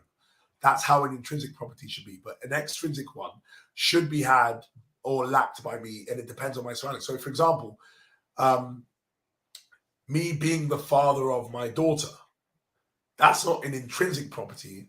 But the reason it's not is because it's contingent upon my surroundings. I cannot have the property of being my first daughter is called Alison. I can't have the property of being the father of Alison in a world where there's nothing existing, where Alison doesn't exist. So that just shows that it fails to be intrinsic. Okay, so let's take aseity. Aseity defined as an entity being independent, not being dependent upon anything. Can this property be had and lacked by an entity? I would say no. It can't be had and lacked by an entity specifically in a world where there's nothing else. So aseity can be had by an entity if there is something existing with me. Okay, there's something I depend upon. But the problem that you have is it cannot be lacked by that. So just track back so people understand. So taking aseity to mean being independent, I can be independent if I'm with other things that exist. I can be independent if I am by myself. We don't have a problem with that. But the problem that you have is the next bit. Can aseity be lacked by an entity who is alone? Well, it can't, because lacking aseity means to be dependent. So if you are dependent, there has to be something that you depend upon. So you cannot have that property in a world where you're by yourself. So what that shows is that simply that is a property which then fails to be had in an independent fashion from its environment. Because if my environment is different, I exist in a world where there's nothing, I cannot lack this property. Okay. So what you have then, it fails on that specific point. And what was interesting was I run this by other philosophers, so not who couldn't care less about theology. Right. And Yeah. It's always good to have a few of them yeah, around, right? I just wanted to ask them. I wanted to ask them, you know, is this correct what I'm saying here? And they said yes. Like they said, it's not a problem at all. Like they don't see causation, for example, or dependence, or sorry, being uncaused or being independent to be intrinsic properties. So what I'm actually interested in is that it seems to be only in the theological realm that we've just assumed these to be intrinsic. Sure. But actually, when you think about it, according to the criteria that's taken widely by philosophers, it seems to be the case that that's not so. So, yeah, the whole point of just answering this was, it seems to be so that actually aseity is extrinsic property. So the Father can have aseity, the Son and Spirit lack it, but there's no problem with them being consubstantial because they only are required to share their intrinsic properties. So that's not a problem. Yeah. So very, very interesting. And I know you did your doctoral work was on the Trinity. Is that correct? It was. But it was more, my thesis wasn't really focused on this, but I stumbled into some of these things. Yeah, so it's more sort of postdoctoral work. And so just lastly, there's another paper I would point people to. This is in my academia profile, but it's being published later this year by Faith and Philosophy, where I do all of this stuff. If people like grounding, I do all of this grounding stuff, and I do it with the Trinity, but I try in a way to allow people to affirm the filioque. So our Catholic listeners will be very happy. The filioque, but you can also affirm the monarchy of the Father. Because what you have are these two warring camps, okay, or let's say warring, maybe they're not warring, but you have theologians warring within these camps. Oh, you can't hold to the filioque because we affirm the sole principality of the Father. He's the sole cause of everyone else, which maybe some Orthodox might say. And the Catholics will say, well, actually, we do affirm the filioque, and there's no problem with that. And we affirm the sole principality in a way. And I try and give a model where you can actually affirm God being the sole principle, being the sole cause, yet filioque can still be affirmed as well. Okay, so I'm going to need a sneak peek of that article as well. So it's on I did upload it. It's on my academia profile. It's called Grounding Eternal Generation. Oh, that one's already out. Okay, cool. I gotta get caught up on that then. Philosophy, they're quite backlogged with their publications. So it really was supposed to be published last year, but it's moved into this year. But I put a pre-pub version on my academia profile. Great. That would I mean, obviously, all this would be something I'd love to explore in a future conversation. Have you read much of? He was really helpful with me with the Trinity. Bernard Lonergan and his systematics. Have you spent much time with him? No, I haven't. I actually haven't. So I would be super curious to see what you think and what you would do with some of Lonergan, given your background on this. And another guy who's got a paper coming out showing how Lonergan helps us solve the sort of thorny issues of simplicity as Trinity is actually a great Protestant thinker, James Dolezal. He's a great one. I'm not sure when that one's released, but I got a sneak peek of it, and it's really cool what he's doing there. But he's really drawing on Lonergan's systematics in it. That's great. Look out for that as well. So, all right, so this has been absolutely an awesome conversation, and we got some bonus material there at the end, which is going to has me already thinking about a lot of different things. So we'll have to continue this at some point. But as we wrap it up here, Joshua, what else are you working on? Anything else you want to announce? How can people keep up with your work? Anything else you want to mention before we go? Mm-hmm. Thank you very much for that. So all of my published articles are uploaded on academia and Phil papers. So some people don't like academia because you get emails all the time. But it's all on Phil papers as well. If you just type my name in, you'll find all of my stuff. I put it up there for people to access. If you ever need to contact me, social media, I'm always open to have conversations or emailing or anything like that. I'm always open to speak about this. And projects. I've got a few things in play. Like I was saying, that modality paper is coming out. I do actually have an interesting, so you were saying about simplicity in the Trinity. I do have a paper that's under review. I'm not going to go into it, but it tries to do all of that. It tries to do all of that in a way. using this aspectival idea I have for simplicity. So that's under review. Hopefully that passes. And then I've just got a few stuff writing. So yeah, sorry, a few other things under review. I've got some stuff on the incarnation under review. And then I'm writing at the moment on the problem of evil. That's some stuff I want to publish this year, some papers on that. And you're a powerhouse. This is awesome. Tons of content. I'm a theology geek. And then last things are just monographs. So all of this sort of like paper stuff, I'm trying to put it together in a book. So I've got a few presses that are looking at proposals. So the stuff that I've written, I'm trying to put that into. So one book will be on the existence of God. So I'm doing all the stuff that we went through in this one and my other articles. I've got other data that I think can be accounted for in the same way. I'm trying to put forward a monograph for that. And then, yeah, a few other things maybe related to that. Yeah. Awesome. Absolutely awesome. Well, I can't wait for the next time we have you on the show. This has been a tremendous conversation. So Dr. Sijuwade, thank you so much. Really appreciate it. I do really appreciate it. Thank you for having me, and you're a great host.